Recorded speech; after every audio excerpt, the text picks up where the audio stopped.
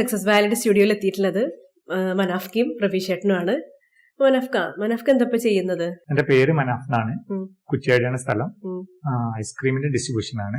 2 ബ്രാൻഡിന് distribution ചെയ്യുന്ന uncle John ski എന്ന ബ്രാൻഡിന്റെ ആ ഏരിയ കുറ്റ്യാടി, വടകര താലൂക്ക്, കോഴിനാട് താലൂക്ക് മൊത്തം ഐസ്ക്രീം മാർക്കറ്റ്. അതോടൊപ്പം തന്നെ ഫ്രോസൺ ഫുഡ്സ്, പൾപ്പ്, ഇതിന്റെ ഒക്കെ മാർക്കറ്റിംഗ് ആണ് ചെയ്യുന്നത്. ഏകദേശം ഒരു 26-27 വർഷമായിട്ട് ബിസിനസ് ഫീൽഡിലുണ്ട്. പിന്നെ അതോടൊപ്പം തന്നെ കാർഷിക മേഖലയാണ് എനിക്ക് ഭയങ്കര പാഷനാണ്. കൃഷി ചെയ്യുന്നത് നന്നായിട്ട്, പ്രൊഫഷണലായിട്ട് തന്നെ ചെയ്യുന്നുണ്ട്. ഒരു 2-3 വർഷമായിട്ട് കുറ്റ്യാടി പഞ്ചായത്തിലെ മികച്ച മിശ്ര കർഷകൻ എന്ന അവാർഡ് കിട്ടിക്കൊണ്ടിരിക്കുന്നുണ്ട്. നന്നായിട്ട് ചെയ്യുന്നുണ്ട് കാര്യങ്ങളൊക്കെ. പ്രവീഷേട്ടൻ എന്താ ചെയ്യുന്നത്?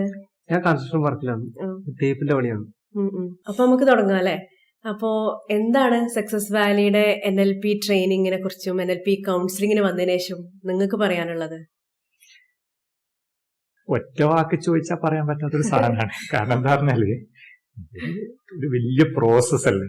ഒരു പ്രോസസ്സിന് ഒറ്റ വാക്ക് ചോദിച്ചു കഴിഞ്ഞാൽ എന്താ പറയാൻ പറ്റുക? എന്നാൽ ക്യുക്കാണ്, റിസൾട്ട് ക്യുക്കാണ്. ചെടിക്ക് എന്താ പറയാ, വലിയൊരു ഓപ്പറേഷൻ കഴിഞ്ഞു ഇങ്ങനെയൊക്കെ പറയണ്ടേ. സക്സസ് വാലിയാണ് ഒരു താഴ്വരയിൽ എന്തൊക്കെ ഉണ്ടാവും? സക്സസിന്റെ താഴ്വര. Success Valley. ആ പേര് സൂചിപ്പിക്കുന്നത് പോലെ തന്നെ ഒരു വാലിയാണ് ശരിക്കും. നമ്മുടെ അകത്തുള്ള സക്സസിന്റെ വാലിയെ തിരിച്ച് യഥാർത്ഥ ഉണർത്തി കൊണ്ടുവരാനുള്ള ഒരു അല്ലേ? ശരിക്കും നമുക്ക് ആ പേര് പറഞ്ഞപ്പോഴേ സക്സസ് വാലി നമ്മുടെ അകത്താണ് ആ വാലി ഉള്ളത്. അതിനെ കണ്ടെത്തി തരുന്ന success Valley NLP training, inner resources. അതെ, അതിലേക്കുള്ള ഒരു വഴികാട്ടിയാണ് മൊയ്നു സാർ NLP ട്രെയിനിങ്. ഇപ്പൊ കിട്ടുന്ന മോർണിംഗ് വൈബ് ഉണ്ടല്ലോ, എന്താ പറയാ, നല്ല ഒരു ഇതാണ് ശരിക്കും. വീട്ടിലിരുന്നിട്ട് ഫ്രീ NLP സെക്ഷൻ വരുന്നുണ്ട്. മനസ്സാർ ചെയ്യുന്നത് ഭയങ്കര ഒരു കാര്യമാണ്. കാരണം പബ്ലിക്കിലേക്ക് ഇതെന്താന്ന് ശരിക്കും അറിയില്ല. പബ്ലിക്കിലേക്ക് എന്താണെന്നത് ജനങ്ങൾക്ക് ഇത് അറിയില്ലല്ലോ. ഇത്രയും മഹത്തായ ഒരു ടെക്നിക്ക്, ലൈഫ് അത്രയും ഫ്രീ ആയിട്ട് പോകാനുള്ള ഒരു ടെക്നിക്ക് ജനങ്ങളിലേക്ക് ഫ്രീ ആയിട്ട് എത്തുക എന്നുള്ളത് ഒരു കാര്യമാണ് ശരിക്കും. ഭയങ്കര എന്താ പറയാ, ഞാൻ തന്നെ അതില് ഒരുപാട് സമയം കയറില്ല. സാറിന്റെ കോഴ്സൊക്കെ കഴിഞ്ഞതാണെങ്കിലും അതിന്റെ റിപ്പീറ്റേഷന്റെ ഭാഗമായിട്ട് നന്നായിട്ട് കയറില്ല. അതേപോലെ ഫ്രീ മോർണിംഗ് വൈബ്, പിന്നെ ഗ്രാറ്റിറ്റ്യൂഡിന്റെ സെക്ഷൻ. ഇപ്പൊ എല്ലാം മോർണിംഗ് ആയല്ലോ, മോർണിംഗ് വൈബായി മാറി. മോർണിംഗ് വൈബല്ല, മോർണിംഗ് എനർജിയാണ് ശരിക്കും. അത് കഴിഞ്ഞ് പോകുമ്പോ പുറത്തേക്ക് പോകുമ്പോൾ നമ്മളെ ഫുൾ എനർജി കൊണ്ട് വരുന്നത്. പണിക്കെല്ലാം പോകുമ്പോൾ ഫ്രീ ആണ്. അല്ലെങ്കിൽ പണിയെടുക്കുമ്പോൾ ഭയങ്കര പിന്നെ ഒരു എനർജി ഇല്ലാത്തൊരു. ഇത് കഴിഞ്ഞിട്ട് ഈ മോർണിംഗ് വൈബും സാധനം ഇതെല്ലാം കഴിഞ്ഞ് തെറാപ്പിയൊക്കെ കഴിഞ്ഞിട്ട് പോകുന്ന സമയത്ത് പിന്നെ ഒരു പണിയെടുക്കാൻ ഭയങ്കര ഊർജ്ജമാണ്. എനിക്ക് ഭയങ്കര എല്ലാവരോടും വർത്താനം പറയാനായി. പിന്നെ ഞാനൊന്നും അധികം ഇതല്ലേ വർത്താനം പറയാണ്ടങ്ങനെ പണിയെടുക്കും. ഇപ്പൊ വർത്താനം പറയാനും ഭയങ്കര ഒരു ഉത്സാഹമാണ്, ഭയങ്കര ഒരു സംഭവമാണ്. പക്ഷെ പുറത്തുള്ള ആൾക്കാർ അറിയുന്നില്ല. ഞാനെല്ലാം ഇത് അറിഞ്ഞത് എന്ന് വെച്ചാല് പിന്നെ ഫേസ്ബുക്കില് ഇത് നോക്കുന്നവർക്ക് മാത്രമേ ഇത് കാണാനും പറ്റുള്ളൂ. അങ്ങനെയുണ്ടല്ലോ, നമ്മൾ എന്താണോ ഫേസ്ബുക്കിൽ നോക്കുന്നത് അത് മാത്രമേ കാണാൻ പറ്റൂ. ഇത് ജനകീയാക്കാൻ വേണ്ടി പറ്റുന്ന കാര്യങ്ങൾ കൂടുതൽ നമ്മൾ ചെയ്യുമ്പോൾ ഇത് മൊത്തത്തിൽ എല്ലാവരും എത്തുന്നതാണ് ഞാൻ തോന്നുന്നു. ഭയങ്കര പവർഫുൾ ആയിട്ടുള്ള ഒരു സംഭവമാണ് NLP എന്ന് പറഞ്ഞാൽ തന്നെ. ഒരുപാട് സംഭവങ്ങൾ ഇതിനകത്ത് ഉണ്ട്. പ്രവീഷേട്ടന് ഫേസ്ബുക്കിൽ കണ്ടു എന്ന് പറഞ്ഞപ്പോഴാണ് നമ്മളെ ഇൻസ്റ്റഗ്രാമിൽ ഒരു കമന്റ് വന്നിട്ടുണ്ട്. നമ്മളെ സക്സസ് വാലിയുടെ പേജിൽ കൗൺസിലിംഗ് ചെയ്ത ഒരു ലേഡി ഇട്ട കമന്റാണ്. കമന്റാണ് എനിക്ക് ഭയങ്കര, ഇന്ന് രാവിലെ തന്നെ അതാണ് പെട്ടെന്ന് മൊയ്നു സാർ പറഞ്ഞപ്പോഴേ അത് കണ്ടപ്പോ ഭയങ്കര ഒരു എന്താ പറയാ, ഒരാളുകളുടെ ചേഞ്ച് അല്ലേ. ഞാൻ വായിച്ചു തരാം. റിൻസി അനീഷ് എന്നാണ് പേര് കാണുന്നത്. NLP തെറാപ്പി വിത്ത് നസീർ, തിരൂര് കൗൺസിലിംഗ് സെന്റർ അല്ലേ നമ്മളെ, അവിടെ പോയൊരു ലേഡിയുടെ കമന്റ് ആണ്. NLP therapy with Naseera ma'am truly transformed my life. I was mentally exhausted. എന്താ സിമ്പിൾ ആയിട്ട് പറഞ്ഞാല് നസീറ മാമിന്റെ അടുത്ത് പോയതിനു ശേഷം അവരുടെ ജീവിതം മൊത്തം ട്രാൻസ്ഫോം ആയി. I was mentally exhausted and struggling with emotional ups and downs due to health issues. Health issues കാരണം ഒരുപാട് emotional ups and downs struggle ചെയ്തുകൊണ്ടിരിക്കുകയാണ് അവര്. ഇമോഷൻ കാരണം ഹെൽത്ത് ഇഷ്യൂസ് കാരണം ഇമോഷണലി ഒരുപാട് അപ്സ് ആൻഡ് ഡൗൺസ് സ്ട്രഗിൾ ചെയ്തുകൊണ്ടിരിക്കുകയായിരുന്നു. ഒരു ഇമ്പോർട്ടന്റ് വേർഡാണ്. ആഫ്റ്റർ ജസ്റ്റ് വൺ സെഷൻ, ഒരു സെഷൻ എടുത്തതിന് ശേഷം I felt calmer, stronger and more positive. എന്നുവെച്ചാൽ ഒരു സെഷൻ എടുത്തപ്പോ തന്നെ അവരെന്തെങ്കിലും കാമായി, അവരകത്ത് സ്ട്രോങ് ആയി, ആൻഡ് മോർ പോസിറ്റീവ്, ഒരുപാട് പോസിറ്റീവായി. I can now handle situations with confidence and peace. ഇപ്പൊ എന്താണ്, സിറ്റുവേഷൻസ് ഒക്കെ വളരെ സമാധാനത്തോട് കൂടിയിട്ടും കോൺഫിഡൻസോട് കൂടി ഹാൻഡിൽ ചെയ്യാൻ പറ്റുകയാണ്. I am truly grateful to her for helping me believing in myself again. Great word ആണ്. കാരണം എന്താണ്, ഒരുപാട് താങ്ക്സ് ആണ് അവർ അറിയിക്കുന്നത് നസീറ മാമിന്റെ അടുത്ത്. കാരണം എന്തിന്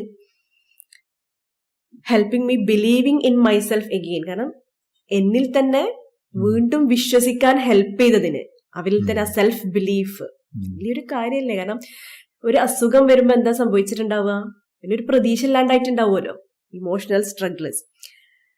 I wholeheartedly recommend her NLP therapy to anyone seeking emotional healing and inner strength. Emotional ആയിട്ടുള്ള ഹീലിംഗ് ആവശ്യമുള്ള, ഇന്നർ സ്ട്രെങ്ത് ആവശ്യമുള്ള ആർക്ക് വേണ്ടിയിട്ട് ഇവരെന്ത് ചെയ്യാണ്, ഈ NLP തെറാപ്പി റെക്കമെൻഡ് ചെയ്യാണെന്നാ പറഞ്ഞത്. ഓരോ ആളുകൾക്ക് അവർ റെക്കമെൻഡ് ചെയ്യാണ്. അതൊക്കെ ഉള്ളിൽ നിന്ന് വരുന്ന ഒരു വാക്കാണല്ലോ, അനുഭവത്തിൽ നിന്ന് വരുന്നത്. കംപ്ലീറ്റ് വായിച്ചത്. അതെ, അതില് എന്നെ സ്ട്രൈക്ക് ചെയ്ത് എന്താ അറിയാം, അവര് ഹെൽത്ത് ഇഷ്യൂസ് കൊണ്ട് ഇമോഷണലി ബുദ്ധിമുട്ടിന്നല്ലേ. ശരിക്കും എനിക്ക് നേരെ തിരിച്ചല്ലേ. അതായത് ഇമോഷൻ ക്ലിയർ ചെയ്യുമ്പോൾ ഹെൽത്ത് ഇഷ്യൂസ് മാറുകയാണ്. ശരിക്കും NLP കൈകാര്യം ചെയ്യുന്ന തന്നെ ഇമോഷണൽ ആണല്ലോ. ഇമോഷണൽ കൈകാര്യം ചെയ്യാൻ ആരാ ഉള്ളത്? ഇൻഫർമേഷൻ തരാൻ ഒരുപാട് ആൾക്കാരുണ്ട്. എന്തിപ്പോ ഒരു വിഷയം വരുമ്പോ അങ്ങനെ ചെയ്യരുത്, ഇങ്ങനെ ചെയ്യരുത്, അതാക്കരുത്, ഇതാക്കരുത് എന്നൊക്കെ പറയാൻ മോട്ടിവേഷൻ ചെയ്യും. നീ എന്തിനാ വെറുതെ ടെൻഷൻ അടിക്കുന്നേ, എനിക്ക് അതില്ലേ ഇതില്ലേ, നീ മറ്റുള്ള നോക്കരുതോ. ഉപദേശത്തിന് ഒരു പഞ്ഞുമില്ലല്ലോ. ആളുകളുടെ ഒരു ഇഷ്ടമില്ലാത്ത സാധനം ഉപദേശമാണ്, പക്ഷെ കൂടുതൽ കിട്ടുന്ന സാധനം ഉപദേശമാണ്. പക്ഷെ ഇതിന്ന് എങ്ങനെ ഒഴിവാക്കാം എന്നുള്ളത് ആരാളുള്ളത്? മോട്ടിവേഷൻ നമ്മൾ കേട്ടാല് അത് എന്തെങ്കിലും ചെയ്യേണ്ടത് നമ്മൾ ഉറപ്പായിട്ട് ചെയ്യണം. പക്ഷെ അതുകൊണ്ട് മോട്ടിവേഷൻ കേട്ടിട്ട് നമ്മൾ വീട്ടിലിരിക്കില്ലേ, അത് ചെയ്യുന്നില്ല. പക്ഷെ ഇത് സാറ് ചെയ്യിപ്പിക്കുകയല്ലേ, നേരത്തെ ഒരുപാട് ചെയ്യിപ്പിക്കുകയും വേറെ നമുക്ക് മാറ്റം പറ്റും. അതാണ് നമ്മളെ കൗൺസിലിങ്ങിന് വിളിക്കുന്ന ആളുകൾക്ക്. ഇപ്പൊ കൗൺസിലിങ്ങിന്റെ എൻക്വയറിക്കൊക്കെ എനിക്ക് ഒരുപാട് കോള് വരുന്ന സമയത്ത് ആളുകൾക്ക് ഏറ്റവും കൂടുതൽ ഇഷ്ടപ്പെടുന്ന കാര്യം എന്താണെന്നറിയോ, ഈ ഒരു ഇപ്പൊ നിങ്ങൾ ഡിസ്കസ് ചെയ്ത ഈ ഒരു കാര്യം തന്നെ, മോട്ടിവേഷൻ. ഇപ്പൊ ആൻസൈറ്റി, ഡിപ്രഷൻ, ടെൻഷൻ, സ്ട്രെസ് ഒക്കെ ആയിട്ട് ഒരുപാട് ആളുകൾ എന്നെ വിളിക്കുമ്പോ അവർക്കറിയാം ഇത് മാറ്റേണ്ടതാണ്, കോൺഫിഡൻസ് അകത്തുണ്ട്, ഇതല്ല വേണ്ടത് എന്നൊക്കെ അറിയാം. അറിവിന്റെ ആവശ്യമല്ല വേണ്ടത്, മോട്ടിവേഷനും അല്ല വേണ്ടത്. അവർക്ക് ഇത് 100% മാറ്റാൻ പറ്റുന്നുള്ള ഒരു ഉറപ്പ് കൊടുക്കാൻ പറ്റുമുണ്ടല്ലോ, അവര് പിന്നെ വല്ലാത്തൊരു. ഇപ്പൊ മിനിഞ്ഞാന്നൊരു കോള് വന്നത്, ഒരു 30 വയസ്സായ ഒരു യുവാവാണ്. അപ്പൊ അവരുടെ ആൻസൈറ്റി, 8 വർഷമായിട്ട് ആൻസൈറ്റി പ്രോബ്ലം ആയിട്ട് ജോലിയൊക്കെ ഇട്ടേച്ച് നാട്ടിൽ വന്നതാണ് അബ്രോഡിൽ നിന്ന്. അപ്പൊ അവരെന്നോട് ഇങ്ങനെ സംസാരിക്കണം, ഒരുപാട് കൺസൾട്ട് ചെയ്ത കാര്യങ്ങളൊക്കെ. ഞാൻ എങ്ങനെയത് കേൾക്കുന്നത്, ആൻസൈറ്റി ഇഷ്യൂസ് ആണ്, 100% ഉറപ്പാണ് എനിക്ക് ഇത് മാറ്റാൻ പറ്റും എന്നുള്ളത്. 100ൽ 150% ഉറപ്പാണ്. ഞാൻ എന്റെ ലൈഫ് മാറ്റിയതാണ്, ആൻസൈറ്റികൾ ഒരുപാട് മാറ്റിയ അതാണ് എനിക്ക് ഉറപ്പാണ്. അതുകൊണ്ട് അവരുടെ അടുത്ത് രാത്രി 10 മണിക്ക് എനിക്ക് കോള് വരുന്ന കേട്ടോ. പക്ഷെ അവരോട് സംസാരിക്കുമ്പോ ആ ഒരു യങ് പേഴ്സൺ അല്ലേ, അവരോട് സംസാരിച്ചിട്ട് അവർ പറയുന്നതിനൊക്കെ എനിക്ക് സൊല്യൂഷൻ ഉണ്ട്. ഇത് വെരി സിമ്പിൾ ആയിട്ടാണ് ഞാൻ കേൾക്കുന്നത്, വെരി സിമ്പിൾ. ആ മൊമെന്റ് അവരെന്ത് ചെയ്യാണ്, അവർക്ക് അതാണ് വേണ്ടത്. എന്ത് മോട്ടിവേഷൻ അല്ല അവർക്ക് വേണ്ടത്, ആശ്വാസം അല്ല വേണ്ടത്. 100% അവരനുഭവിക്കുന്ന ഈ ആൻസൈറ്റി ഉണ്ടല്ലോ, ആ ഈ വികാരത്തെ, ആ ഇമോഷനെ അവരുടെ ഉള്ളിൽ നിന്ന് മാറ്റി കൊടുക്കാൻ പറ്റുന്നുള്ള ഉറപ്പ്, ആ റെഡിനെസ് ഉണ്ടെങ്കിൽ, അവരുടെ റെഡിനെസ് നമുക്ക് വേണ്ടുള്ളൂ. 100% സൊല്യൂഷൻ NLPയിലുണ്ട് എന്ന് പറയുമ്പോൾ ആ മൊമെന്റിൽ അവർ ബുക്ക് ചെയ്യാണ്. ഞാനിത് അവർ ബുക്ക് ചെയ്ത സമയത്ത് പെട്ടെന്ന് എനിക്കൊരു ചിന്ത വന്നത്, മുമ്പ് ഞാനും ആൻസൈറ്റിക്ക് അനുഭവിച്ചിരുന്ന കാലത്ത് ഉപദേശങ്ങൾ ഒരുപാട് കിട്ടീനു. ഇപ്പൊ മനഫ് പറഞ്ഞാരേ, ഉപദേശങ്ങൾ ഒരുപാട് കിട്ടീനു. ഇങ്ങനല്ല വേണ്ടത്, അല്ലകൾ അല്ലേ, ഇങ്ങനെ അല്ല, എന്നാ എങ്ങനെ, ഹൗ, അത് കിട്ടിയിട്ടില്ല. എന്നാൽ ഇന്നത് ആ ഹൗ എങ്ങനെയെന്ന് അനുഭവിച്ചതുകൊണ്ടല്ലേ ഇന്ന് ഓരോ ആളുകളോടും നമുക്കത് പറയാൻ പറ്റുന്നത്, ആ ഒരു ധൈര്യത്തോടെ. നിങ്ങൾ പറയുമ്പോ ഓരോന്നും സാറിന്റെ ക്ലാസ്സിലേക്കാണ് ഞാനിങ്ങനെ പോയിക്കൊണ്ടേയിരിക്കുന്നത്. അല്ലകളും ഡോണ്ടുകളും മനുഷ്യ മനസ്സിനെ അക്സെപ്റ്റ് ചെയ്യാൻ മൈൻഡ് പറ്റൂല എന്ന് ഞാൻ പഠിപ്പിക്കുന്നുണ്ടല്ലോ. അങ്ങനെ ചെയ്യരുത്, ഇങ്ങനെ ചെയ്യരുത്, ഡോണ്ട് അക്സെപ്റ്റ് ചെയ്യാനുള്ള കഴിവില്ല എന്നുള്ളത് സാറിന്റെ ക്ലാസ്സിൽ വന്നപ്പോഴാണ് ഞാൻ തിരിച്ചറിയുന്നത്. എല്ലാം അങ്ങനെയല്ലേ പറയാ, ശരിക്കും അത് ചെയ്യരുത്, ഇത് ചെയ്യരുത്, അങ്ങനെ ചെയ്യേണ്ടത്, അത് ചെയ്യേണ്ടി പറഞ്ഞു കൊടുക്കുന്നില്ല. പോസിറ്റീവ് അല്ല, എല്ലാം നെഗറ്റീവ് ഓറിയന്റഡ് ആണ്. എന്താ ചെയ്യേണ്ടത്, അത് എങ്ങനെ ചെയ്യേണ്ടത് എന്നുള്ളത്, ഹൗ, എങ്ങനെ നമ്മളിൽ അത് സംഭവിക്കും, അതാണല്ലോ അറിയാത്തത്. ചെറുപ്പകാലം മുതൽ ഇപ്പോ നമ്മൾ ഓരോ തെറ്റുകൾ സംഭവിക്കുമ്പോ അങ്ങനെ ചെയ്യരുത്, ഇങ്ങനെ ചെയ്യരുത് എന്നല്ലേ നമ്മൾ കേട്ടിട്ടുള്ളത്. എങ്ങനെയാന്നുള്ളത് നമ്മൾ കണ്ടിട്ടുമില്ല, മോഡലിംഗ് ആരടുത്തും കണ്ടിട്ടുമില്ല. ഉള്ളിൽ അനുഭവിക്കുന്ന ഈ ദേഷ്യം, കുറുമ്പ്, വാശി, ഇതൊക്കെ എങ്ങനെ മാറ്റാന്ന് അറിയൂല. പക്ഷെ ശരിക്കും പറഞ്ഞാൽ കുറുമ്പ് വാശിയൊന്നല്ലോ, അത് ചെയ്യാൻ കുട്ടികളെല്ലാം ചെറിയ കുട്ടികളാകുമ്പോ അത് നമ്മൾ ചെയ്യുന്നില്ലേ, നമുക്ക് ഇഷ്ടപ്പെട്ട ഒരു കാര്യം ചെയ്യുന്നില്ലേ. ഇപ്പം എന്റെ മോനെല്ലാം ഇപ്പം ഇന്നലെ അച്ഛൻ എനിക്കൊരു ചപ്പാത്തി ഉണ്ടാക്കണം, ഞാൻ പെട്ടെന്ന് ചപ്പാത്തി ഉണ്ടാക്കാനാ പെട്ടെന്ന് തോട്ട് പോയി. പക്ഷെ അന്നേരം തന്നെ ഞാൻ വിചാരിച്ചു ഇവൻ എന്നാ ഉണ്ടാക്കുന്നത് ഉണ്ടാക്കട്ടെ, ഞാൻ എന്താ വേണ്ടത്, മാവ് വേണം, മാവ്. മാവ് തന്നെ എന്താണെന്ന് അറിയാം, ദോശ ആക്കുന്ന അതില്ല, മറ്റേ ആട്ടപ്പൊടി ഉണ്ട്, ഇവൻ അതെടുത്തിട്ട് ആട്ടപ്പൊടി ഞാൻ കൊണ്ടു കൊടുത്ത് ഇവൻ അതെടുത്തിട്ട് കിണ്ണത്തിൽ ഇടുന്നുണ്ട്, വെള്ളെടുത്തുണ്ട്, ഒഴിക്കുന്നുണ്ട്, വിലക്കുന്നുണ്ട്. ഞാൻ സഹായിച്ചു എല്ലാം കൂടി ആക്കി ചപ്പാത്തി പരത്തി ആക്കി കഴിഞ്ഞാൽ തിന്നിട്ട് കിടന്നുറങ്ങി. ഞാനത് നേരെ ഉണ്ടാക്കി ഞാൻ സഹായിച്ചു, ഓനും പിന്നെ പരത്താന്റെ സാധനം എടുക്കുന്നുണ്ട്, ആക്കുന്നുണ്ട്, എല്ലാം ചെയ്യുന്നുണ്ട്. അപ്പൊ ഞാനിത് പിന്നെ കലമ്പിയിട്ട് ഓരോ ചെയ്യിപ്പിക്കാണ്ട് നിന്നിട്ടുണ്ടെങ്കിൽ അവനത് കരഞ്ഞ് കിടന്നുറങ്ങി, അനക്ക് പ്രശ്നമായി, അനക്ക് വല്ല സങ്കടം വരും. ഇതൊന്നുമില്ല, ഹാപ്പി. ചപ്പാത്തി ഉണ്ടാക്കി, മോൻ ചപ്പാത്തി ഉണ്ടാക്കി തിന്ന് അച്ചാത്തിന് കൊടുത്തു, അമ്മമ്മ കൊടുത്തു, എല്ലാവർക്കും തന്നു, ഓ ഹാപ്പി. അത് ആദ്യകാലത്ത് എങ്ങനെയായിരുന്നു? ആദ്യകാലത്ത് എന്റെ അനുഭവം, ആദ്യകാലത്ത് അനക്ക് കിട്ടിയത് എങ്ങനെയാ, അനക്ക് കിട്ടിയത് അത് ചെയ്യല്, ഇത് ചെയ്യരുത്, അതെടുക്കരുത്, ഇതെടുക്കരുത്, എന്തെടുക്കണം എന്ന് പറഞ്ഞു. ഇപ്പൊ ഒരു കത്തിയാളെടുത്തിട്ട് പിന്നെ എന്തെങ്കിലും എടുത്ത് കൊത്തുന്നു, കത്തിയാളെടുത്ത് കൊത്തല്ല, അത് കാല് മുറിയും അല്ലെ കൈ മുറിയും. പിന്നെ എങ്ങനെ കൊത്തേണ്ടത് എന്ന് പറഞ്ഞില്ല. പിന്നെ വലുതായതിനു ശേഷം ഇനി അതിന്റെ കൊമ്പ് വയ്ക്കുന്ന നോക്കി കാണിച്ചു തന്നാല് നേരെ നോക്കി ശിവനാഥന്റെ അല്ലാണ്ട് കത്തിയാളെടുക്കാൻ കഴിയില്ല, കത്തിയാളെടുക്കാൻ വേണ്ടി പറ്റില്ല. അതേപോലത്തെ മാരകായുധം നമുക്ക് എടുക്കാൻ വേണ്ടി പറ്റില്ല. ഇത് പണിസ്ഥലത്ത് പോയാൽ പണിസ്ഥലത്ത് നിന്ന് കുറച്ച് കനുള്ള സാധനം വേറെ എന്തെങ്കിലും ഡ്രില്ല് കാര്യങ്ങൾ അങ്ങനത്തെ എടുക്കാൻ പറ്റുന്നില്ല. എന്തുകൊണ്ടാ, നമുക്ക് ഇങ്ങനെ ആയുധങ്ങൾ എടുത്തിട്ട് ശീലമില്ല. നമുക്ക് കിട്ടിയതാണ് അതെടുക്കരുത്, അതെടുക്ക്, ഇത് ചെയ്തോന്നും പറയാൻ ആളില്ല. പക്ഷെ എങ്കിൽ അത് അവരെ കുറ്റം പറഞ്ഞിട്ടും കാര്യമില്ല. അച്ഛനോ അല്ല, അവർക്ക് അങ്ങനെ അവരങ്ങനെ വന്നത് അങ്ങനെയാണ്, ആ ശീലത്തിലാണ്. അതെല്ലാം നമ്മളെ ഏൽപ്പിക്കുന്നത്. പക്ഷെ ഞാൻ എന്നെ വന്ന ശേഷം ഈ സാധനം തിരിച്ചറിവ് വന്നു. ഞാൻ എന്റെ തലമുറക്ക് അടുത്ത തലമുറക്ക് കൊടുക്കുന്നത് എന്ത് ചെയ്യണം എന്നുള്ളതാണ്. ആവുന്നത് ചില സമയത്ത് നമുക്ക് പിന്നെ ആവൂല, പറയാൻ വേണ്ടി പറ്റില്ല, ചിലത് പറയേണ്ടതിന് വേണ്ടിലും എടുക്കല്ലാതെ പറയുന്നതിന് വേണ്ടി. പക്ഷെ എന്നാൽ നമുക്ക് കരുത്തിക്കുട്ടിട്ട് അങ്ങനെ പിന്നെ ചില കാര്യങ്ങള് അങ്ങനെ പറഞ്ഞു കൊടുക്കേണ്ടി വരും. ഇത് ഇങ്ങനെ ചെയ്തോ അങ്ങനെ ചെയ്തോ എന്ന് പറഞ്ഞു കൊടുക്കേണ്ടി വരും. എന്നാലേ നമുക്ക് ഭയങ്കര സന്തോഷം വരുന്നു. അന്നേരം നമ്മുടെ ഉള്ളിലെ സന്തോഷം പുറത്തേക്ക് വരുമെന്ന് ആ സംഭവം കാണുമ്പോ ഇത്രയും ഭയങ്കര ഫീലിംഗ് ആണ് മക്കളത് ചെയ്യുമ്പോ. എല്ലാം അനക്ക് പിന്നെ എല്ലാവരും ഞാൻ ഇങ്ങനെ പറയും, അവർക്ക് വിട്ടുകൊടുക്കുക വേണ്ടത്, എന്ത് ചെയ്യാൻ വിട്ടുകൊടുക്കുക. അതുപോലെ എന്റെ പെങ്ങളെ കുട്ടി പിന്നെ ഈ ഡ്രസ്സിങ് തുന്നുന്ന ഉടുപ്പ് തുന്നി കൈ കൊണ്ട് തുന്നിയിട്ട് പിന്നെ സ്കൂളിൽ നിന്ന് പിന്നെ ഇവിടെത്തി എയറിലെത്തി, അവിടെ മത്സരിച്ചിട്ട് പിന്നെ പ്രൈസ് വാങ്ങിച്ചു. ഞാൻ പെങ്ങളോട് പറഞ്ഞു, നീ സൂചി ഒക്കെ കൊടുത്തിട്ടില്ലെങ്കിൽ, സൂചി തുന്നാൻ വേണ്ടി ഒക്കെ കൊടുത്തിട്ടില്ല, നീ കൈക്ക് കുത്തുന്ന പോലെ കൊടുത്തിട്ടില്ല, എനിക്ക് നീ സമ്മാനം കിട്ടുമെന്ന് അനക്ക് ചോദിക്കാൻ ആണെങ്കിൽ ഞാൻ NLP വന്നിട്ട് എന്റെ ഉള്ളിലെ മാറ്റം വന്നതിന് ശേഷം ഞാൻ ഇത് ചോദിക്കുന്നത്. അത്രയും മാറ്റാണ് NLP എന്ന് പറയുന്ന സാധനം. അത് മോയിൻ സാറിനടുത്ത് കിട്ടിയ NLP. ഒരുപാട് പാരന്റിങ് ടിപ്സുകളും അല്ലെ സാർ, ഒരുപാട് പാരന്റിങ് ടിപ്സ് ഓരോ ക്ലാസ്സിലും കൂടി നമുക്ക് പറഞ്ഞു തരുന്നുണ്ട്. പോസിറ്റീവ് പാരന്റിങ് ടിപ്പുകളും തെറാപ്പീസ് എവറിത്തിങ്. എനിക്ക് തന്നെ പ്രഭീഷേട്ടൻ ഇപ്പൊ ആ മോന്റെ രാത്രി ചപ്പാത്തി ഉണ്ടാക്കിയത് കഴിച്ച് കടന്നു എന്ന് പറഞ്ഞപ്പോ തന്നെ വല്ലാത്തൊരു സന്തോഷം കൂടിക്കൊടുത്തല്ലോ. ശരിക്ക് പോസിറ്റീവ് പാരന്റിങ് എല്ലാം, അതായത് എന്റെ ലൈഫിൽ വന്നെന്ന് പറഞ്ഞാല് ഞാൻ ശരിക്കും എത്തിപ്പെട്ടതാണ്. എത്തിപ്പെട്ടപ്പം ലൈഫിലെ എല്ലാ മേഖലയിലാണ് പോസിറ്റീവായിട്ട് ചെയ്യാൻ പറഞ്ഞത്.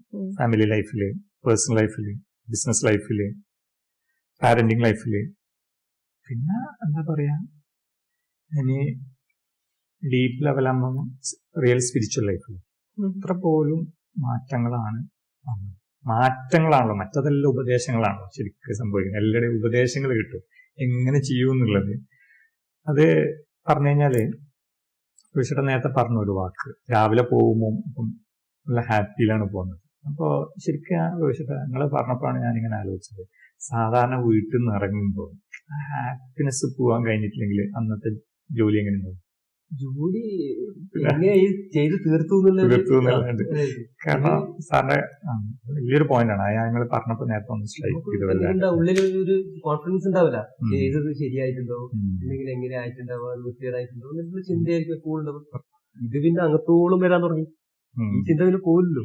കാരണം രാവിലെ വീട്ടിൽ നിന്ന് ഇറങ്ങുമ്പോ പോസിറ്റീവായിട്ട് ഇറങ്ങിയിട്ടില്ലെങ്കിൽ ഞാൻ വളരെ ചിന്തിച്ചൊരു കാര്യമാണ്. കാരണം ആദ്യകാലത്തൊക്കെ പിന്നെ അതായത് ഭക്ഷണം കഴിക്കാതെ വീട്ടിൽ നിന്ന് ഇറങ്ങും, അപ്പം ജോലിയിലുള്ള ഒരവസ്ഥയുണ്ട്, നമുക്ക് ബോഡിക്ക് ക്ഷീണവും കാര്യങ്ങളും. അതേ സ്ഥാനത്ത് വീട്ടിൽ നിന്ന് വൈഫായിട്ടോ ഉമ്മയായിട്ടോ ആരായിട്ടെങ്കിലും ഒരു മക്കളുമായിട്ടോ ആരായിട്ടെങ്കിലും ഒരു ഇഷ്യൂ ആയിട്ടാണ് ബിസിനസ് സ്ഥലത്തേക്കൊക്കെ പോകുന്നത്. അന്നത്തെ ദിവസം പോക്കി പ്രൊഡക്ടിവിറ്റിയേ ഉണ്ടാവില്ല, തീരെ പ്രൊഡക്ടിവിറ്റി ഉണ്ടാവില്ല.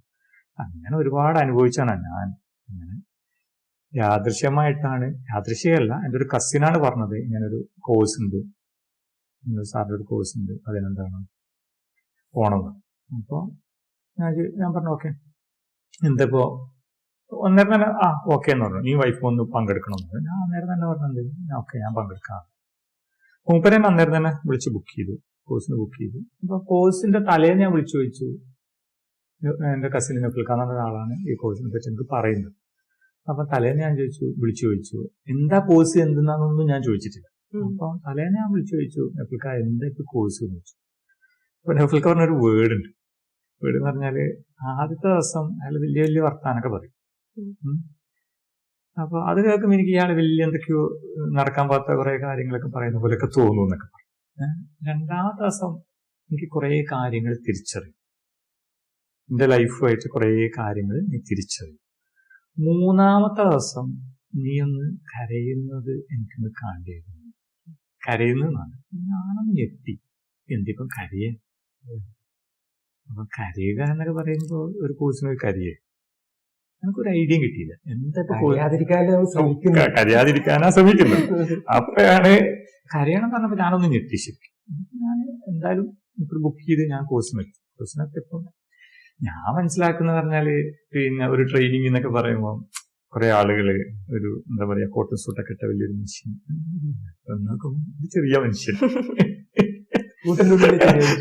ചെറിയൊരു മനുഷ്യൻ